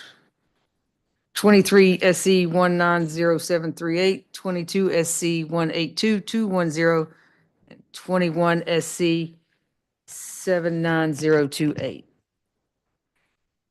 Yeah, can I make an announcement on regarding those, Absolutely. Yeah, we have a couple of offers from the state. And also we have the option to do a non-negotiated plea with the right to withdraw. And he is here on a warrant, bench warrant, because he missed missed a court date. He wants to see if he could get that reinstated. The reason he missed is had a sister that died of June 2024, and the mother died August 2024. That's the reason he missed the court dates. We'd like to address that issue first and see what the court's thought about reinstating. So you say someone died in June and someone died in August? Correct. Is that correct? Yes, sir. I got proof, and I got proof. I don't know. I'm not sure when the court date was. February. February? What's that gonna do with it? Missing court? Yeah, we didn't, my mom, she was. Oh, you didn't get notice, okay. Yeah, my mom, my mom went to the nursing home after my sister passed. Don't talk so loud. Oh. Mhm. All right, what's this? Mr. Jenkins, is it you or who? Judge, Okay. First of all, Mr. Adams is a learned member of the court and officer of this court here, certainly in Fulton County. So we'll take his word as it is. However, I don't know, and it's unfortunate. I feel bad for the defendant losing family members. I don't know specifically which court dates he missed in connection with positions 2, 3, and 4. But unless the date of burial and funeral were on the dates he missed, I don't believe that is a sufficient excuse for missing court. While I do understand, also, if he did not receive notice, he has the burden of showing and proving that, number one, of informing the court of any changes and such, for which we do not have that information today, Judge. And so I think he is where he should be at this time, Judge, and we certainly will leave the facts and circumstances in your discretion to, I guess, set aside the bench warrant in this case and make a decision. But the state will leave that in your discretion, but we're not going to consent to the set aside motion at this time, oral in nature, Judge. All right, so I'm sorry for your loss of your mother and your sister, but this looks like you missed it was a February date. Notice for that. You haven't proven that you didn't get notice. Got proof I didn't get notice.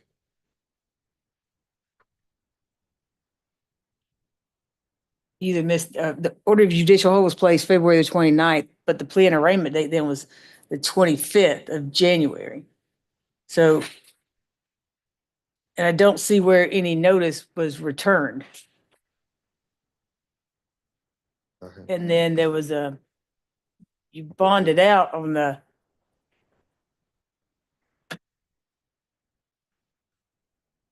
Okay, 23. I don't see anything where notice was returned, so the burden is on you. But so, and it is just on the one case, position 323 SC 190738. That's the one where the bench warrant was issued, Mr. Jenkins, and the other two are the other two open cases. Am I right, Ms. Woods? Yes, but we've set aside the bench warrant for him on the 21 SC 179028 case back in June 9th, 2023. So we've been around this circle before with him. Okay. And then in the 22 case, we set that bench warrant aside as well. June 9th, 2023. Okay. Mr. Adams, I don't think I can reinstate at this point. Yeah, and yeah, I don't think I'm going to reinstate at this point. All right, we'd like to go ahead and do a non-negotiated plea then. On all of them or just Yeah, position? all of, On all of them? All right, Mr. Jenkins, you ready? Yes, Your Honor, I'm gonna, I'll go through the colloquy with the defendant and then I'll have Mr. Brown, read the factual basis. Okay. You need these, Miss? And do we have the charging, instruments so I can have at least some basis? All three of them? I need all three. I don't have them. I think he does. I know we try to plead when they come Did you all sign? If we try to plead when they come to the court. If we try to plead when they come to the court. oh, no. Yeah, plea copies. Report, okay. Maybe 18 months we can jail. You must say something. Let me run you back and treat those. Okay, thank you. Let me see there.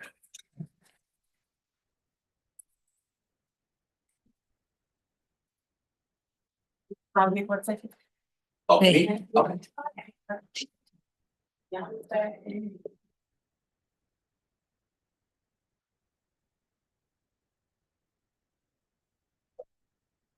Oh, yeah. I'm gonna go.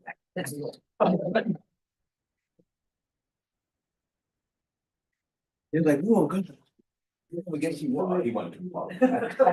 You said today had notice because you moved. Yes, absolutely. You can't tell them.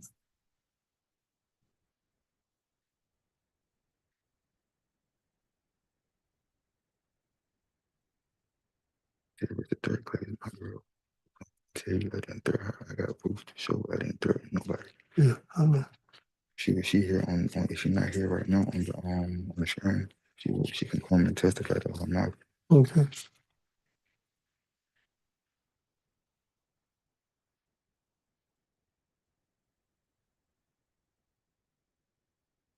It just, I'm sorry, man, too. I'm gonna tell you. Say it again. I can hear you.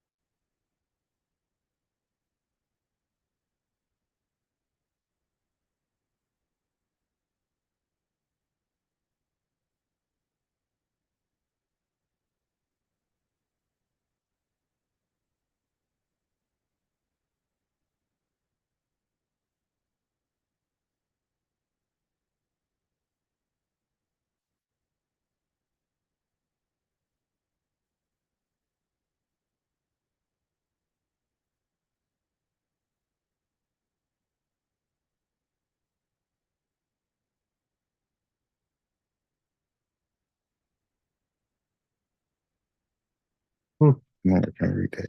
What? I can't read that. What? That's what you said. Which one? You said.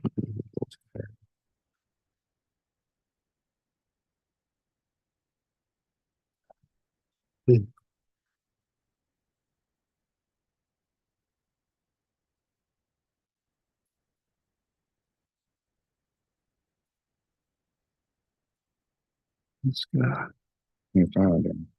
I can't find him. But you said it's in jail. Probably been in jail, but I would say it's in jail. I might can't find him. Huh? I don't know where yet. I might can't find him. I don't know how to find him. No, you don't. I can just look for weekends, but I was in my family. That's what it does. I died here for everything. I know that you. Like, No, I you need to can't. calm down. I'm trying, you don't pay attention. You know, the woman, can she please? Might knock him off. Can you, weekends here, please? 18, please. Can she please give me 18 weekends? Please. 4 times 30. 18 weekends. I can't understand what you're doing. I'm trying to get probation. Yeah. Okay. How many times have you said that?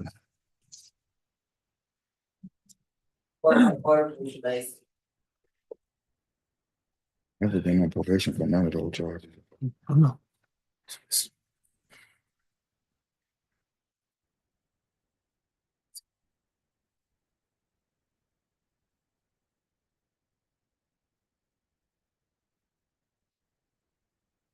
Oh, it's the same case, okay. You let me back in there. You got the other one in the same case. Is the DA gonna go with probation? Thank you. You on with this? He's going with 18 months. Yeah.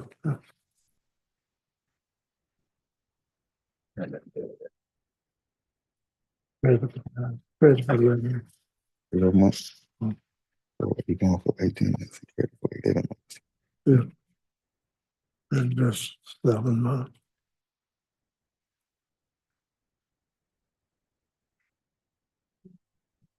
But in county, Mhm. and if she do give it to me, can you ask her And in county? I'm gonna ask for all that. Okay.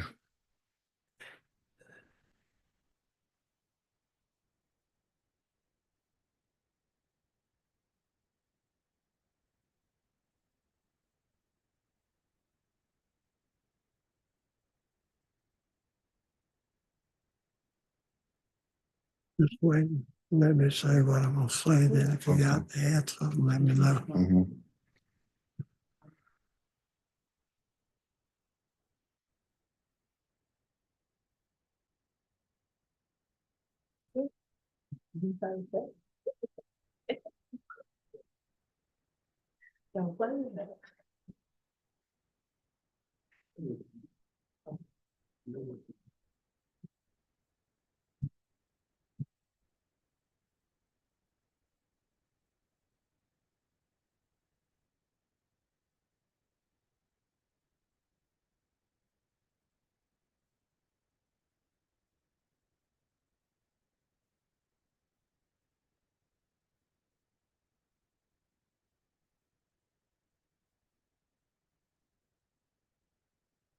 Maybe he said he don't want to try to. Hmm? You don't want to find him. I do want to find him, but I don't know if I can find him or not. Oh, okay. But you don't think he's in jail? I don't know. I don't know where he is. He would know the human being. I don't know where he is. Okay.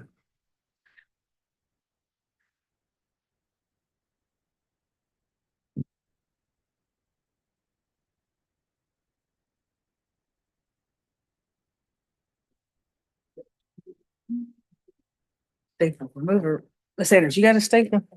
Oh, we've got one over here. Okay. Yeah, there's over here on April's desk. See it right there.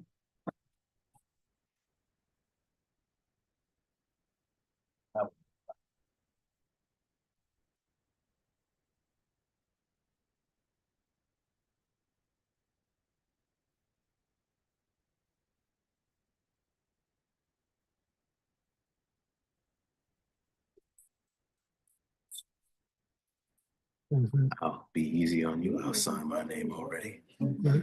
That one. This one. Mhm.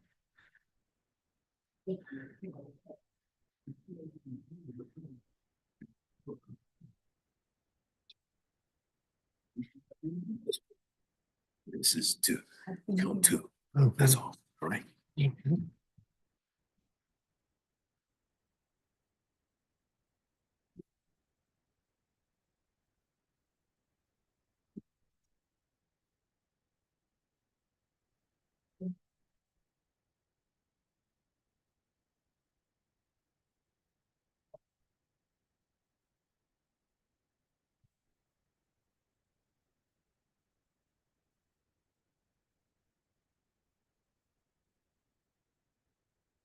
I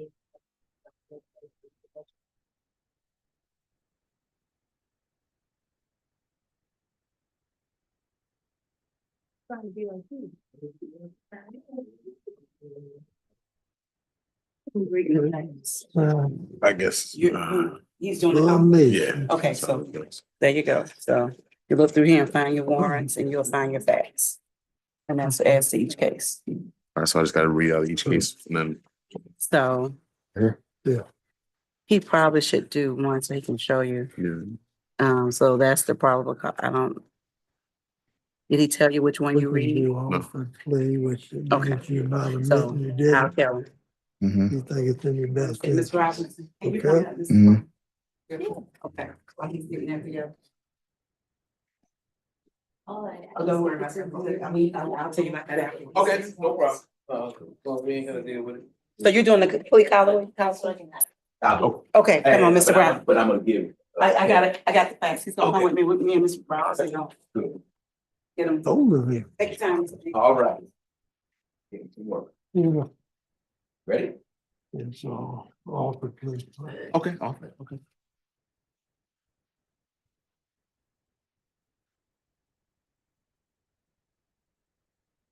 31st.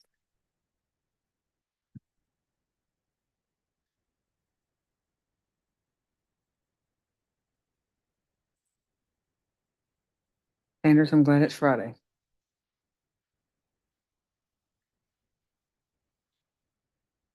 Yeah.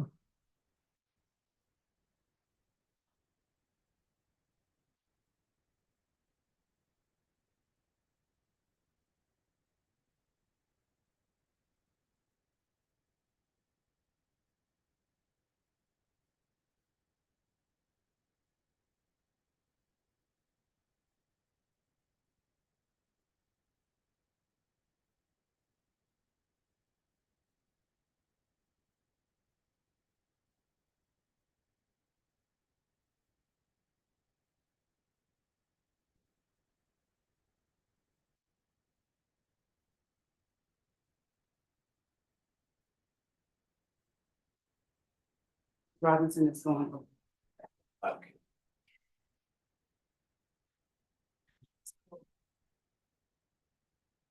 Ms. Woods?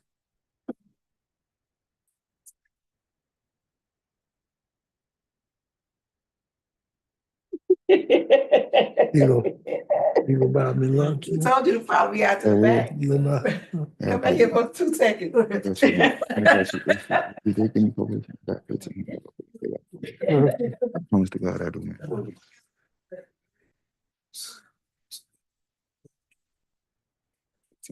Please, today, they give me probation, please. I got to get home to my son, my job, my house. I'm gonna lose out on everything, I promise. Please, I don't want to lose out on my life just for this, man. You know what I'm saying? Please. I was sincere. Say for the board and disappeared for the board and that's Speak softly. Where was the,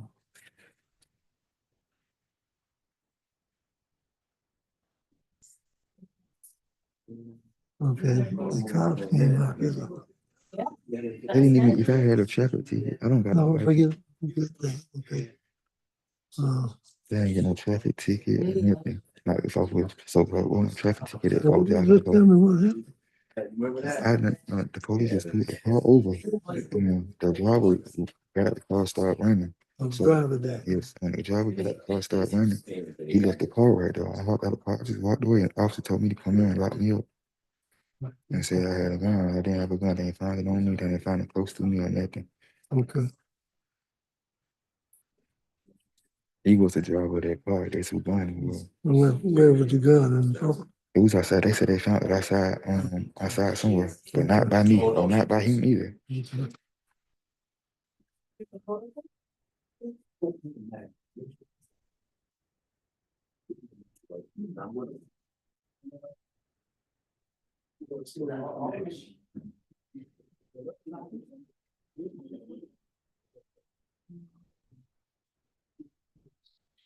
But you think this guy's You think he's in jail, right? Mm-hmm. Something else? Something else, yeah. Fulton County? I think Fulton County. I can see him. I'm not close to that. You can call my girl right now. And she can tell you I didn't threaten her. She really with me. She with me come home. She knew I didn't threaten her. That case was went through and out years ago. Yeah.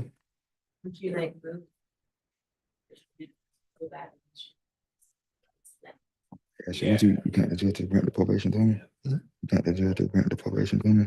I think so. But they only want them 7 more months left, right? Right. So they don't want me to serve 7 months. Yeah. So that's either can I serve the 7 months weekend jail or can I just do 5-10 years probation? That's what I'm gonna ask one more else and you don't, you want to add something, you tell me. You know, we all crazy. You have to be You in this prep place for it. What for is so that? long. You know, do prep and I put What's prep? I cook the vegetables. I prep for the next day. I cook vegetables. I prep all food before being cooked. Okay, okay. They still doing good business? Huh? They still doing good business? Yes, sir. And she said once the boss lady said once I get released, I can come back to work. Yeah, every time I go, they're pretty full. Yeah. Do a good bar business. They do a good bar business. Yes, sir.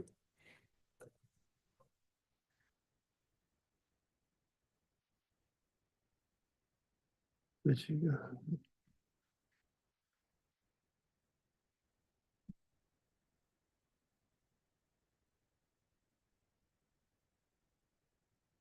They gave me credit for 11 and a half months.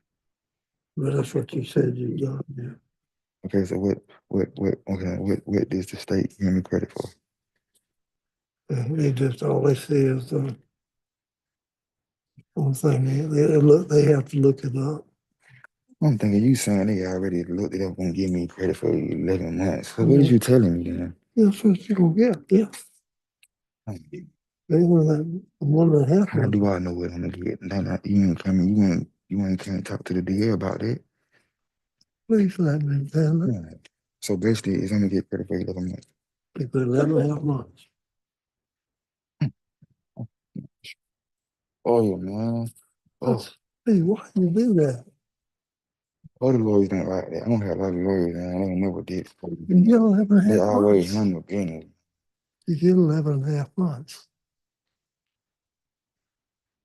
I really take Huh? years probation. I really take my probation time, please. That's what we try for. Can you all know I'm not on probation and I'm willing to take probation? You win this? They all know I'm not on probation and I'm willing to take probation. I'm not on probation anymore. Well, it's over, you know. You thought it was till April, but we got knocked down in January. That's over.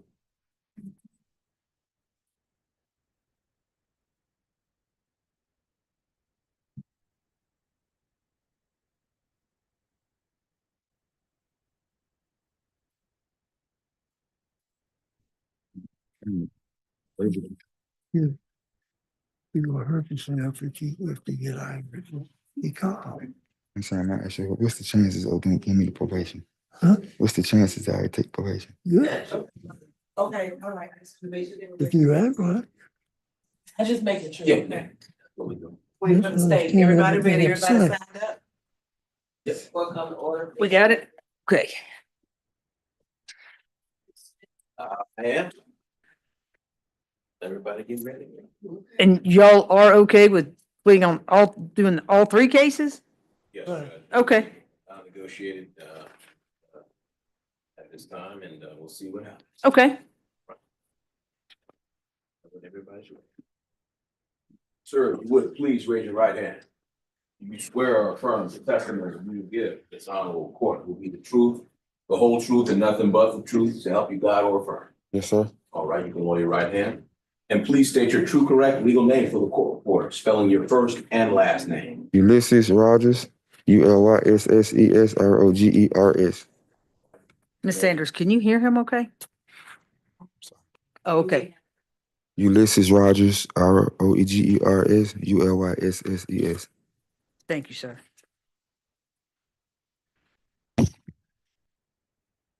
I think if you just talk louder, you don't necessarily have to get right in the microphone. Yes, ma'am. Thank you, sir. And as you stand before this honorable court, are you under the influence of any drugs, alcohol, any medicine that prevent you from understanding what we are doing here today? No, sir. All right. And what is your highest level of education? 11th grade. Right. Do you have any problems reading, writing, understanding the English language in any? No, sir. All right. Standing to your left is Edward Adams. Is that your attorney? Yes, sir. And are you satisfied with the services at this time? Yes, sir. All right. Do you need any additional time to speak with them before you enter this? No, sir. All right. Mr. Adams, do you and your client waive formal reading of the charging instruments in these cases? We do. All right. Now, Mr. Rogers, you understand that you're facing 3 different cases. Yes, sir. And indictment number 21 SC 179-028. You are facing 1 count of misdemeanor obstruction of a law enforcement officer. And 1 count, count 2, possession of firearm by convicted felon. Do you understand that? Yes, sir. All right. And indictment number 22 SC 182-210. You're facing 1 felony count of terroristic threats. Do you understand? Yes, sir. And in accusation number 23 SC 190-738, you're facing 1 charge of possession of methamphetamine with intent to distribute. You understand? Yes, sir. All right. Now, it's my understanding that you will be entering a non-negotiated plea here today, here for this honorable court. Essentially, what that means is that you will enter your guilty plea. The state will make a recommendation as to your sentence. You, through your attorney, will request a sentence from this court, but ultimately the court will make its decision on what it wants to sentence you to. Do you understand that? Yes, sir. I do believe because of the time you have the right to withdraw that guilty plea at this time. You understand that? Yes, sir. All right.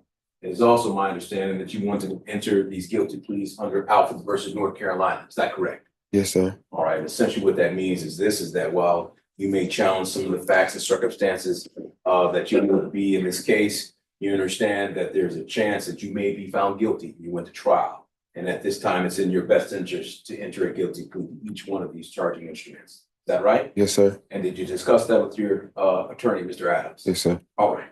You still want to move forward here today? Yes, sir. All right. Now, in addition to that, I must advise you what type of charges and the minimum and the maximum sentences you could be facing for this. In indictment 21 SC 179-028, it is the state's intention to null cross count 1 against you, and that is the misdemeanor offense. But you will be entering a guilty plea under Alfred versus North Carolina to possession of firearm by convicted felon. And that's charged and carries with them a maximum sentence of up to 10 years and a minimum of 1 year in the state penal institution. You understand that? Yes, sir. And I apologize. And a minimum sentence of 1 year as a maximum sentence in the state penal institution. You understand that? Yes, sir. That charge can be probated, the charge can be suspended in that case. In indictment number 22 SC 182-210, you are charged with a single count of terroristic threats. That also carries with a potential penalty anywhere from 1 to 10 years as a maximum sentence in the state penal institution here in the state of Georgia. That charge can be probated and suspended as well. You understand? Yes, sir. And finally, in accusation number 23 SC 190-738, charging you with possession of methamphetamine with intent to distribute. But as a felony, it carries with a potential penalty anywhere from 5 to 30 years is the maximum sentence here in the state of Georgia. Do you understand that? Yes, sir. All right. Now, and so your maximum exposure in all of these cases combined is up to 20 years. Do you understand that? Yes, sir. I apologize. That is not correct. Adding all of these cases together, your maximum sentence is up to 50 years. That's 30 years on one case and 10 in both. So that's 50 years of exposure. Do you understand that? Yes, sir. All right. That doesn't mean that's the sentence you're going to get, but that's your total exposure. Do you understand? Yes, sir. Oh, Yes, sir. okay, no problem. And knowing that you know that at this point in time,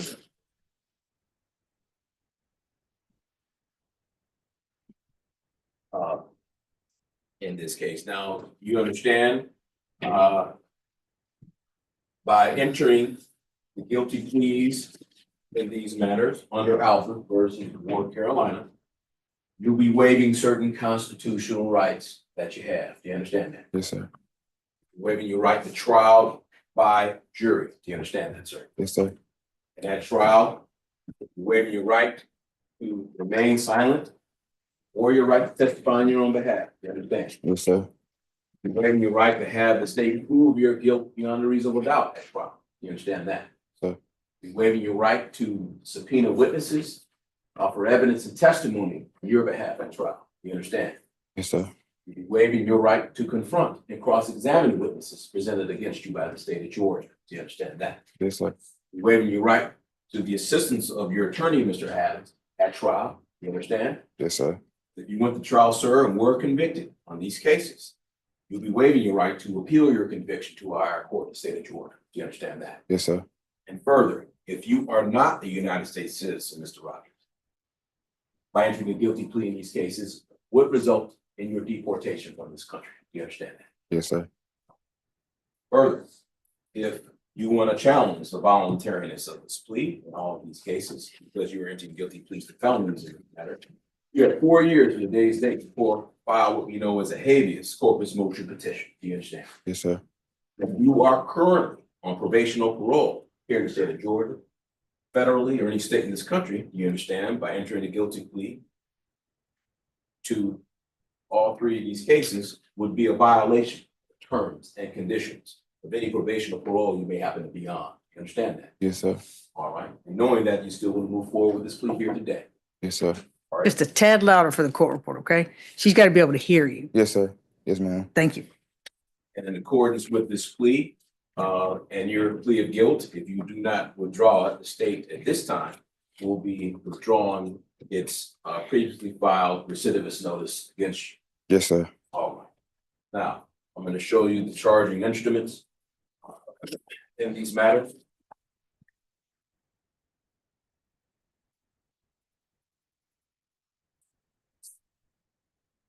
Mr. Rogers, in indictment number 21 SC 179028, there appears to be a signature where it says defendant. You recognize that signature? Yes, sir. Is that your signature? Yes, sir. Did you sign that freely and voluntarily? Yes, sir. All right. And in count 20, I apologize, in indictment number 22 SC 182210, there appears to be a signature where I'm pointing where it says defendant. Do you recognize that signature? Yes, sir. Did you sign that freely and voluntarily, sir? Yes, sir. All right. And then accusation number 23 SC 190738. There appears to be the signature where you said, where we see defendant. You recognize that signature? Yes, sir. And whose signature is that? Mine. All right. And did you sign that freely and voluntarily? Yes, sir.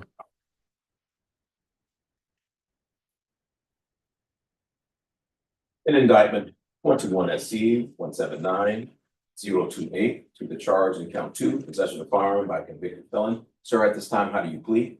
Guilty.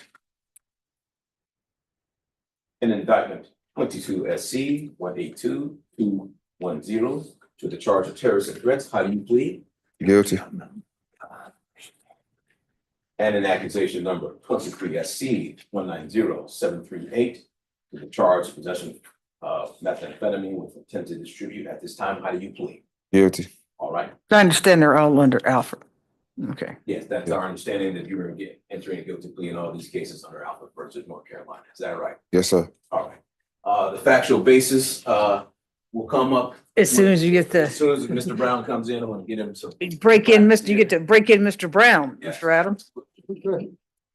Be gentle, Mr. Okay. Adams. Don't let it go back on you the very first time you appeared in court, the way we were treated, but.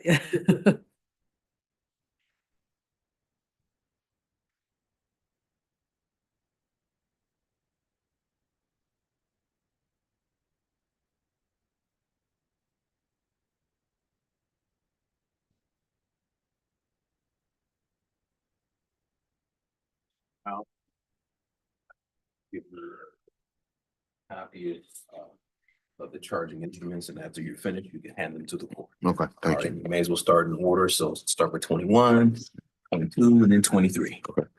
There you go. Thank you very much. All right. Your Honor, the state would expect that this case was to go to trial, that the evidence would show that for case ending in 028, on June 22nd, 2021, troopers of the Georgia State Patrol attempted to initiate a traffic stop on a 2018 Hyundai Accent being driven by the defendant, Ulysses S. Rogers. Mr. Rogers continued to travel at a high rate of speed, ultimately parking in an apartment complex located at 1785 McClelland Avenue in East Point, Georgia, in Fulton County. Officers observed Mr. Rogers running from the driver's seat of the vehicle into an adjacent wooded area. A brief foot pursuit ensued. During that foot pursuit, Mr. Rogers was observed dropping a handgun and continuing to flee. The handgun was recovered by troopers, and Mr. Rogers was later discovered concealing himself in a creek at the rear of the apartment complex. As it relates to case number ending in 2210, on April 11th, 2020, Mr. Rogers did threaten to commit an act of violence toward the victim, Shamanda Timms, last name Timms, T-I-M-S, first name Shamanda, S-H-A-M-A-N-D-A, by stating, "You are dead," in the presence of 2 Atlanta police officers. The reason being he was upset because she called 911. As it relates to case ending in 0738, on May 25th, 2023, officers of the Atlanta Police Department conducted surveillance at 215 Forsyth Street in Atlanta in Fulton County and did observe Mr. Rogers involving and engaging in hand-to-hand drug transactions. Mr. Rogers was stopped and ultimately attempted to flee while placed in handcuffs. Mr. Rogers was located with 24.2 grams of meth and $5,030 in U.S. currency. Mr. Brown, was that Forsyth Street? My apologies, Your Honor, I mispronounced Forsyth. Okay. Also, Mr. Brown, did all the factual basis that you just gave this court, I just think I made a word up, did it all happen in Fulton County? Yes, sir. All right. Okay. All right. Mr. Adams? Yes, Your Honor.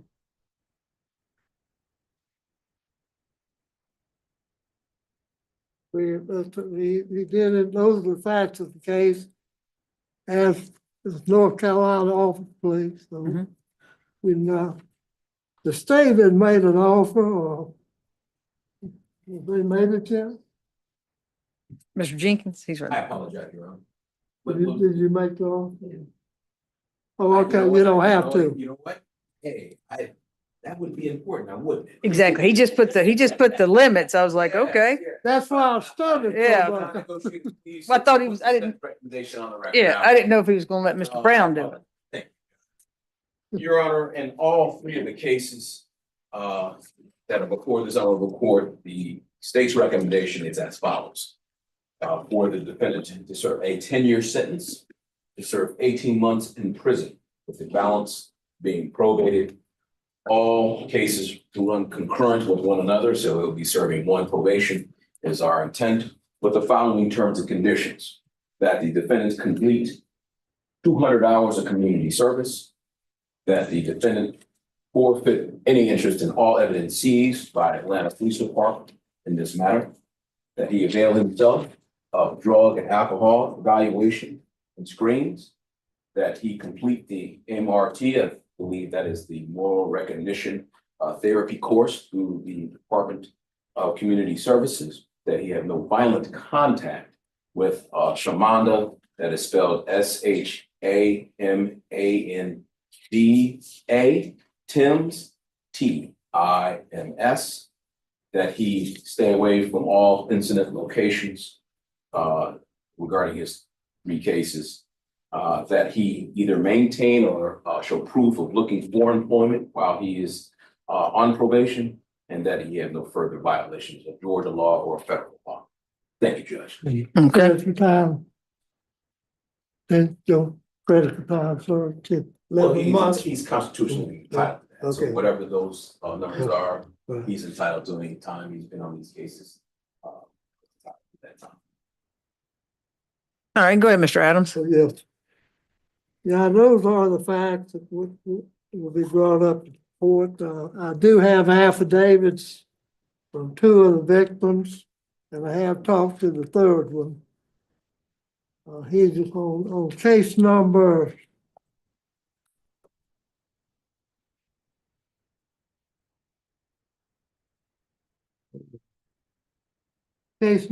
ending in 2210. That's his girlfriend, I believe. They live together now. Your Honor, he is employed by one of my favorite restaurants. Maybe you know it, La Perilla. Oh, yeah. That's it, little Howell Mill. Yeah. Been there a while. They go willing to take him back.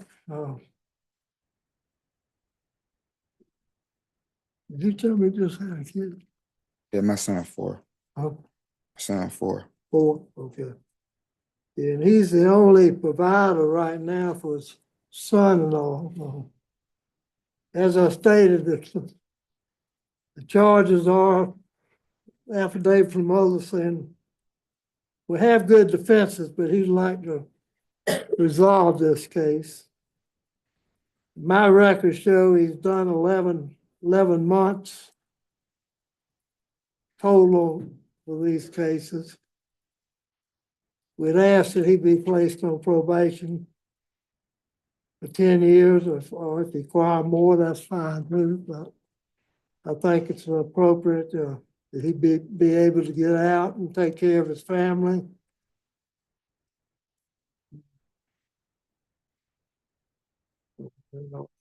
Alternative, maybe either do daily report center or weekends for the jail time. What we're trying to do is let him out so he can support the family and keep his good job. All right, anything else? You wanna say that? I just want to say, if it's in your will, I just want to get back out to my son and my little sister now. Cause I'm the provider. Cause my mama gone and my other sister gone, so I'm really the provider for my family, for real. And due to the terrorist threat case supposed to been throughout, because she under 10, though we stay together, I got a son with her. That's why I pay my rent at. She came to court numerous times, letting the people know it wasn't no terrorist threat. But I did say you are dead, but you were dead, like I'm not, if you don't tell the police to leave, I'm not fooling with you no more. That's a term of everybody using. Like you were dead, not a threat. Like, and she would come and let you know her life never was in threat. Never. But I'm a real provider for my family, and I'm willing to take the probation or something if it's in your will to keep me away from our eyes that had to move somewhere else beside from with her. And I just continue with my life with my son. I ain't a violent person, and nowhere near a violent person. I just, if it's your will, you can just take my probation, or I could do a weekend jail for 7 months, a year, or even a daily report center. I report every day to show you I'm willing to go along with my life the right way. Anything probation, anything I need to know? I'm not on this. State that there was an active probation case, docket 14 SC 131510 is still showing on the defendant's booking, and I will submit a warrant dismissal to take it off the defendant's booking. Okay.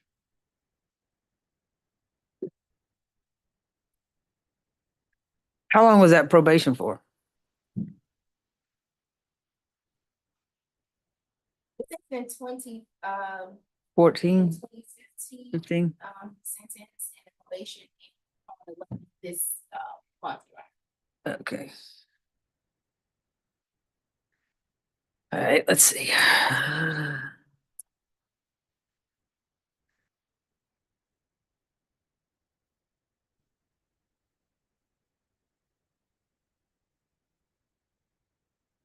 Hey, so where's is Miss Timms here? No, but she working right now because Okay. She didn't have a job when I was out, so now since I've been locked up, she had got a job on Jersey Mike. Yeah, so how, I think she's on the line, cause we gave her she got the code, or she can call right now and she'll click right on. nobody's on there. You would She see let- them. Yeah, she let Judge. Here's know. a, y'all still live at the Abner Place? Is that the address where this event occurred? Is that where y'all live still? No, they won't Okay. stay there no more. Won't stay Okay. there no more. All right. I was just trying to make sure, staying away from that. She all I got for real. Do you have a position, Mr. Adams, with the state on no further violent contact? Yeah, that's what. Because that's who, That was. yeah, and that's who you have the child with? Yes, sir. Yes, Okay, ma'am. all Yes, right, ma'am. all right. All right, anything else? Oh, yeah. So I'm looking back, there's a lot of failures to appear. The convictions are of a violent nature, your previous convictions, Yeah, I'm done with that life. huh? I've been done with that life since I went Oh, to well, prison. I mean, I understand, and fantastic. I mean, that's awesome, but I'm just saying, so. And even though you say that's what everybody says is you're dead, well, I don't know a lot of people, and you sure don't say it in front of a cop, Yeah, I'm but sorry. I you didn't mean to say did. it like that. So, no further violent contact with Shawanda Timms, stay away from all incident locations, MRT therapy, drug eval and evaluation, forfeit the right to the evidence that was seized, the money, et cetera. 200 hours of community services, all the cases can run concurrent. No drugs, no alcohol, no weapons, no replicas of weapons. So you can't even have a weapon, okay? Yes, ma'am. See, did I miss anything else? I don't think there was any other victims, was there? I think that was it. So you've been in 11 months, so 10 years probation, 18 to serve, and 10 on each, so they'll run all concurrent. I'll go with the state's recommendation. Donna, could you, it's very important that he keep this job and be able to take care of his son. Can he do the weekends? Or just straight probation? I don't know, I mean, Mr. Jenkins, what does the sheriff allow? I mean, I don't know what their capacity is now at the jail. Been a long Yeah. time since I have, I've done it in the past, but it's been like 10 years ago. Yeah. Weekend reporting, that's just, I think, a little bit burdensome. Yeah. Their staffing. Well, their their staffing. staff. So, Judge, in this case, if the court or, I apologize, if Mr. Adams has another request in this matter, give his counsel a little time to talk with his client, when we can draw the plea. I do think, I mean, some places have set up for like work release where you have to sleep at the jail and you go to work and come home, not just on the weekends. I don't know if that's any more doable.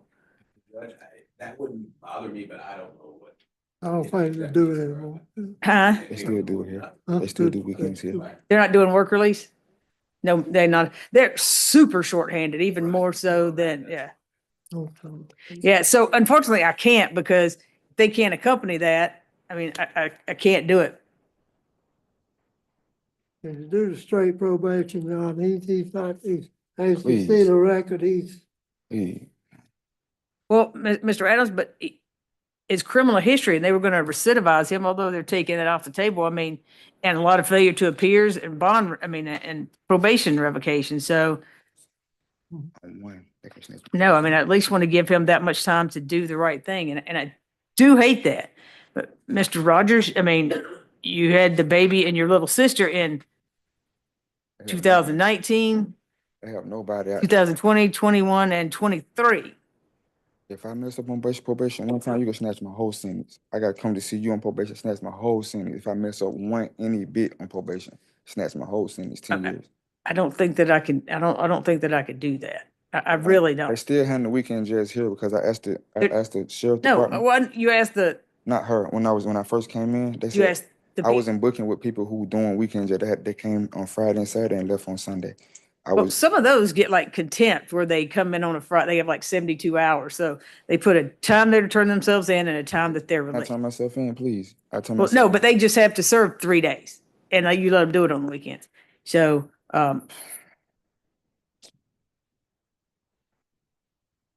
Only thing I could reduce it down to is 16 months to serve. Now, that's about all I can help you because your record's kind of, That's so what they give me credit for time? that's just 2 months less. That's all I'll do. Yeah, and whatever time served you have, the number of days, because I don't know for sure what the physical number is, but they'll add it up. Yeah, if we could do that, Joe. What's the time survey? Okay. If we could figure out what the time is. I think only the sheriff can really do it. Let's see,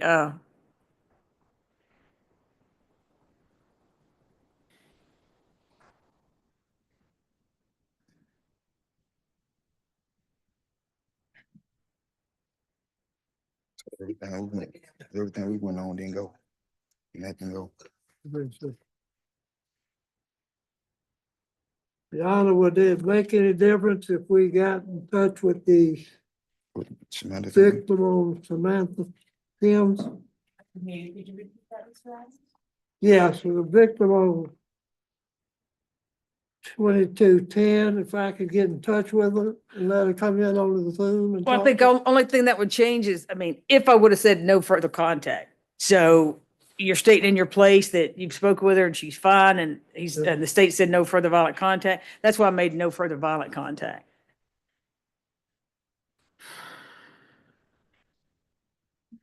You know, Mr. Adams, I just told Ms. April, I said, seems like I fill in on these hard days where I got to make a lot of hard decisions on extremely hard cases. My heart hurts when I go home. I know it will tonight, but you know, I do have to look out for the public because you do have possession of methamphetamines with intent to distribute, some cocaine, terroristic threats, willful obstruction of police officers, and possession of firearm by a convicted felon. And you've been charged with that before, so you've had a felony. So there is that possibility that you could reoffend. So all those things that I have to take in consideration. If this was your first offense on these, it'd be a different story, but it's not. No, it's not your first. You've had a criminal history. Those were all violent robbery, aggravated Well, assault. no, you're not helping yourself by saying that. That's not helping you.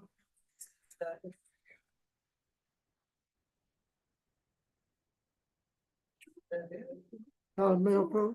Sure, absolutely. Now, what, these are affidavits on the two. The two, which cases? What one ending in 0738, 9023.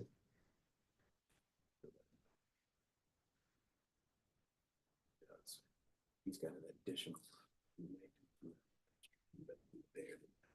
Yeah. Do it again. Because I'm gonna withdraw this recidivist notice. Put it back on and withdraw him, so. I gotta do 5 more minutes. Yeah, I mean, so, you know, I don't know if Mr. Stevens and Mr. Johnson know the penalties of saying, no, it wasn't his, it was mine. I mean, state can, I mean, that's, you know, I mean, they're admitting to crimes. Yeah, that's who it was. I mean, that's what a lot of, typically it's like if a man and a woman get pulled over, the man's like, no, it's mine. Don't, you know, because he don't want his girlfriend to get in trouble. But, you know, I mean, I get that they were that, but. If the defendant was still on active probation, he had a substantial amount of time remaining, the entire balance will be revoked. Simply because he was even on the APD to repeat offenders list prior to his probation being ending on just by the time expiring. All right, so kind of what she's saying is she thinks it's probably the best you're gonna get. So what he say? I don't know how long I got for credit for time. And that's as low as I'm gonna go. So you can withdraw your plea and take it to trial.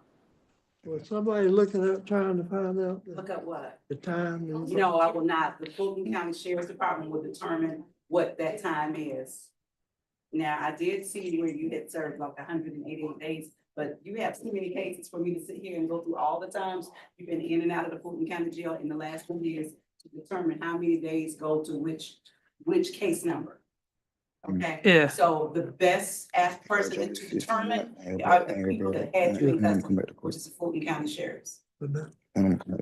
I know I saw that one and one for 3 and one for 30, but I can't say that that's it. It's all yeah. I think know if he's gonna take it to be a one case. Yeah. For the day. We got our last case and I've had a very hard day. Enjoy that, cause I don't know how long they're gonna give me for credit time served.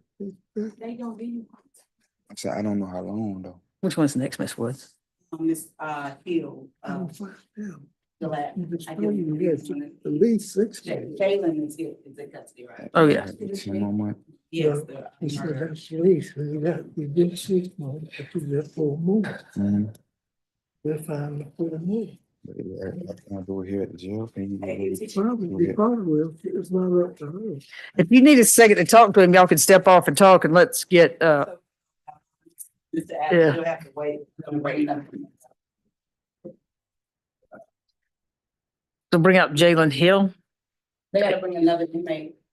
They got to bring out another inmate. This- Fine here. We're gonna switch gears for a second. Yeah. Good job. You need to everyone as well.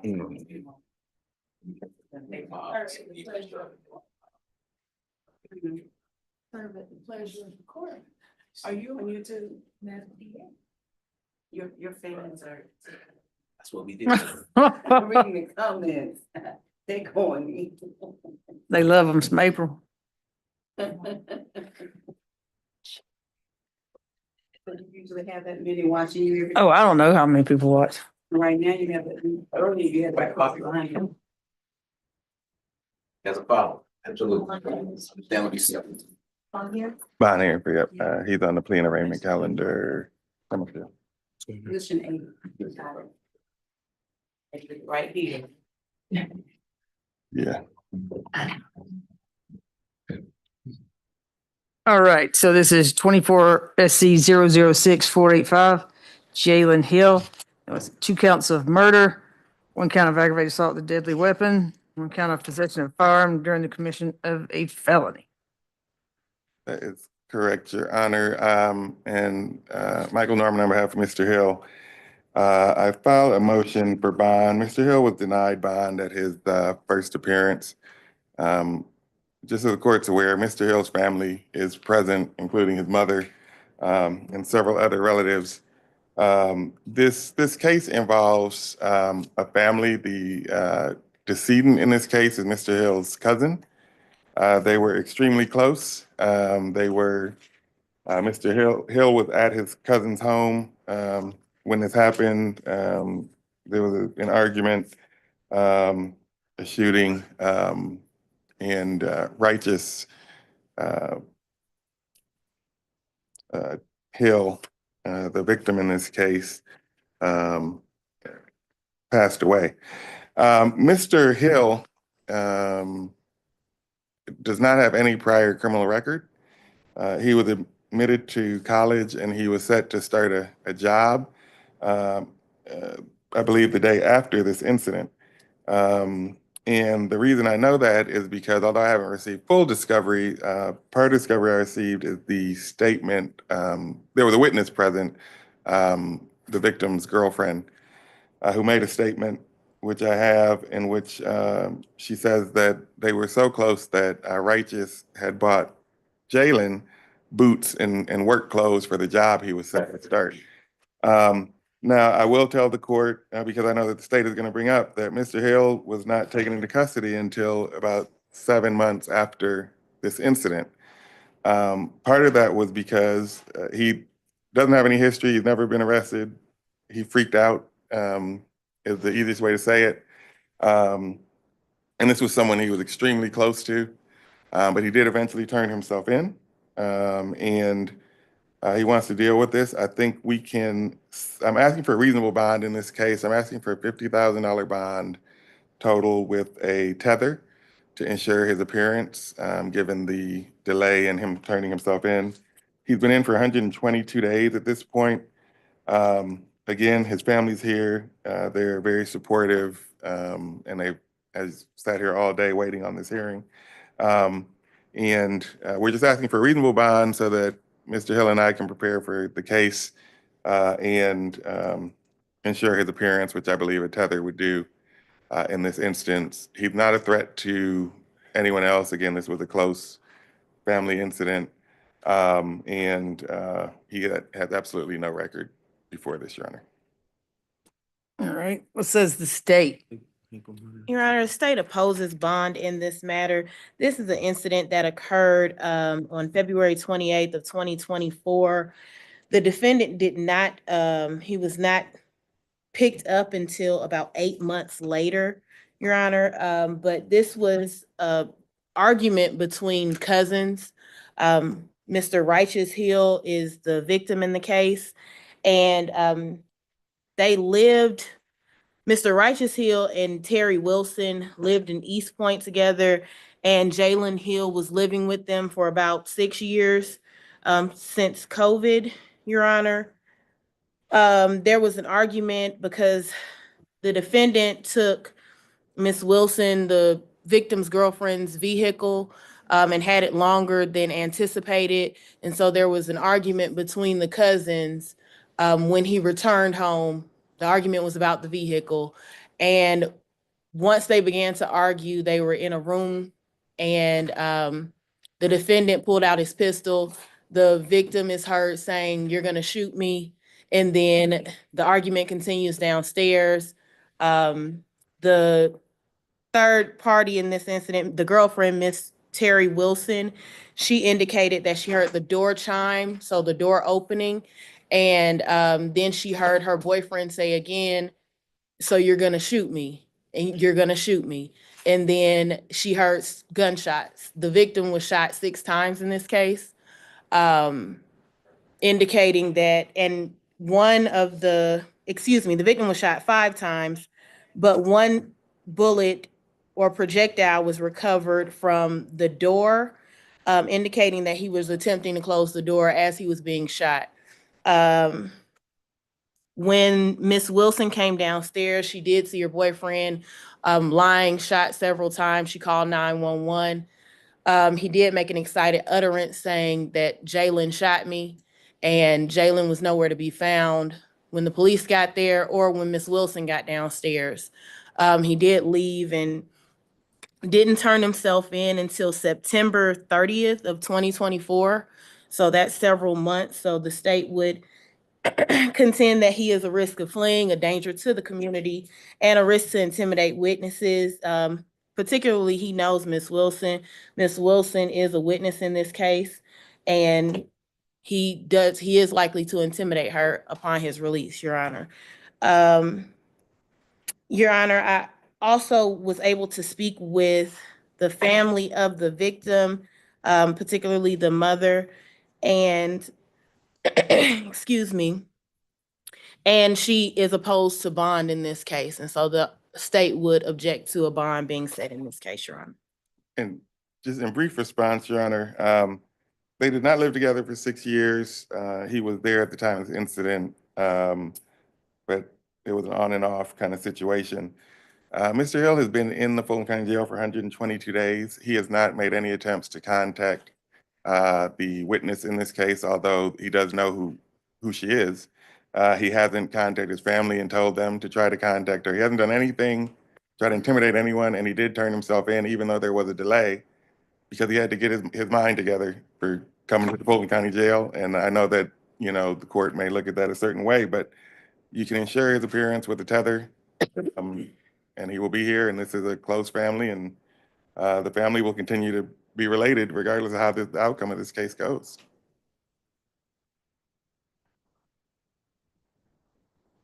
How old is he?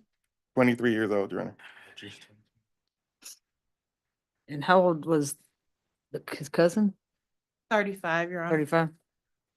And again, according to the witness's statement, he was a father figure to Mr. Hill. They were extremely close. This is not something that Mr. Hill takes lightly. And I don't want to get into the facts, but there was an altercation occurring when this happened. And Mr. Hill is much larger than Jalen. They're both Mr. Hill. Righteous Hill is about 300 pounds, according to the ME report that I have. And you can see that Mr. Hill is probably 150.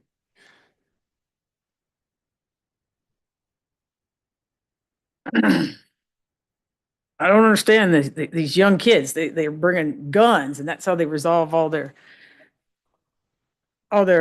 arguments is with a gun. And not once, but you shot him 5 times. I mean, you don't have a record, but how's he going to pay for an ankle monitor if he's out? Well, he had just gotten a job. I don't know if that job is still available, but he does have family who supports him, and he will work and through the family support be able to take care of it. I think it's like $300 something a month, isn't it? About that. And another county is no longer paying for them. Yeah, I think if we paid for it, the staff, Ms. Woods probably kill us because she get a raise. Right. Let's see. Did you see that? No, on your computer.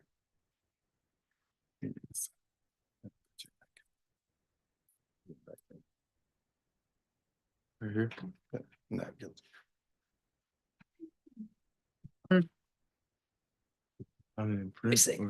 Either however you sign. I know they don't teach cursive anymore.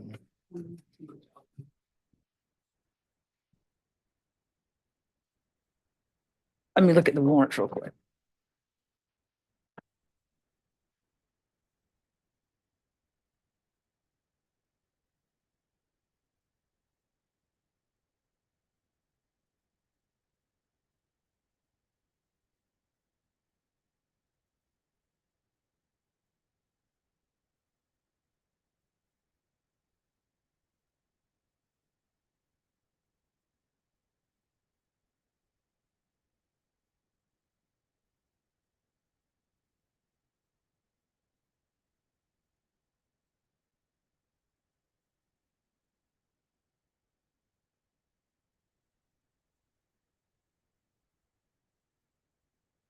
Oh.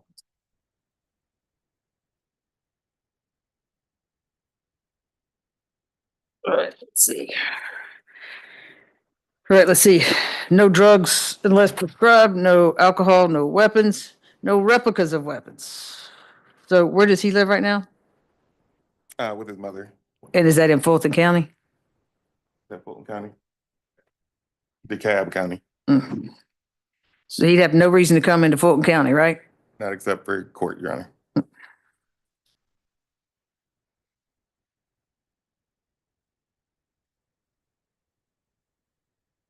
Stay out of Fulton County unless court or see your lawyer.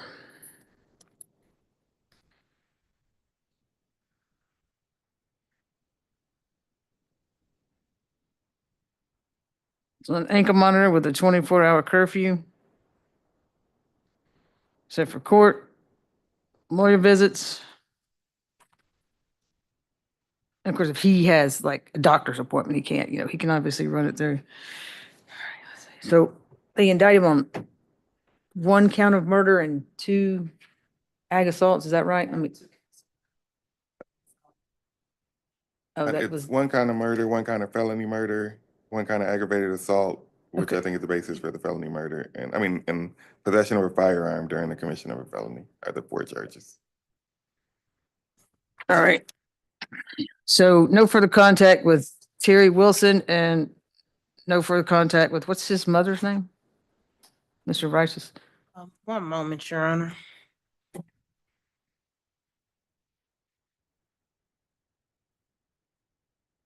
Verna Wilcox. Varner, Varner. I'm sorry, B or B? V as in Victor.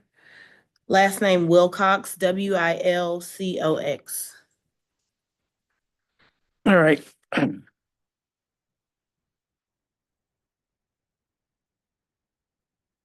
So you have to pay for that ankle monitor. So if you can't afford an ankle monitor, or you don't charge that ankle monitor, we'll issue a bench warrant for your arrest, period. Okay? All right, so let's see.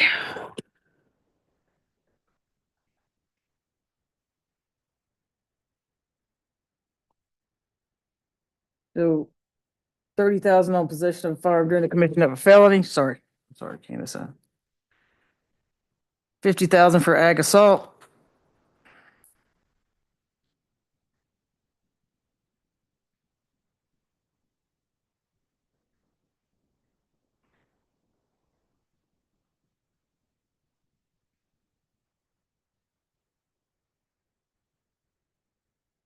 And 300,000 on each murder and felony murder. 300,000, 300,000, 50,000, and 30,000. Best of luck to you, sir. Thank you, Your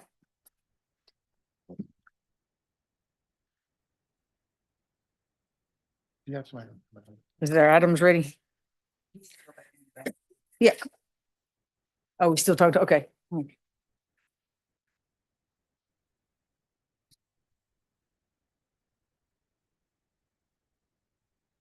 Okay, Mr. Adam. Hey, how you doing?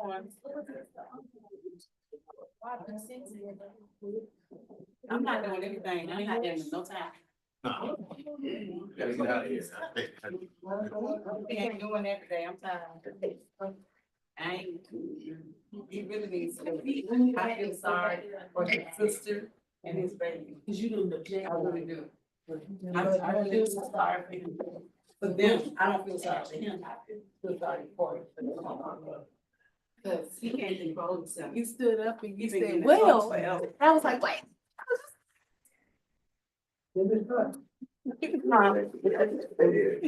Miss, what did Mr. Norman go? He went back there?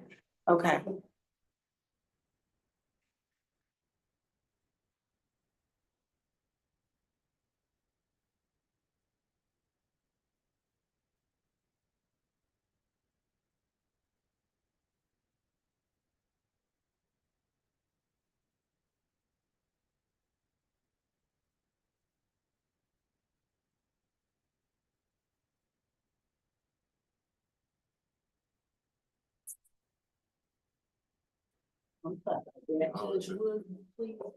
Yeah, I don't know what's out. Oh, yeah. It seemed kind of spazzed out of the. I'm just thankful for my colleague, Mr. Jenkins, and the grace of the court. He'll be all right. We're gonna get him straight. Like, best place you wanna be. Trust and believe. And then we get you straight and tight. What happens is that they'll snatch you up, they'll snatch up and move you after I get strained. Per usual. Yeah, You've been yeah, snatching. That's what they did. Oh, when they moved Christian Atkins, you talking about somebody was crying. He outside right now. But I was happy for him. Cause when we came back from, the family division, he actually trained me. Cause I forgot all this stuff.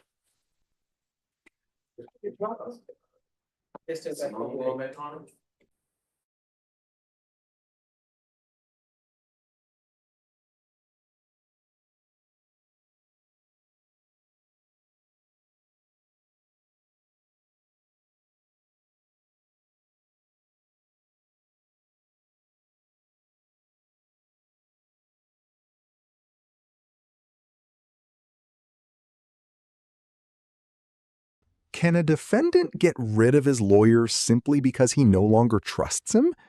That question took center stage during a heated courtroom confrontation that quickly became one of the most dramatic exchanges of the day. A defendant stood before the judge, insisting that his court-appointed attorney wasn't properly representing him.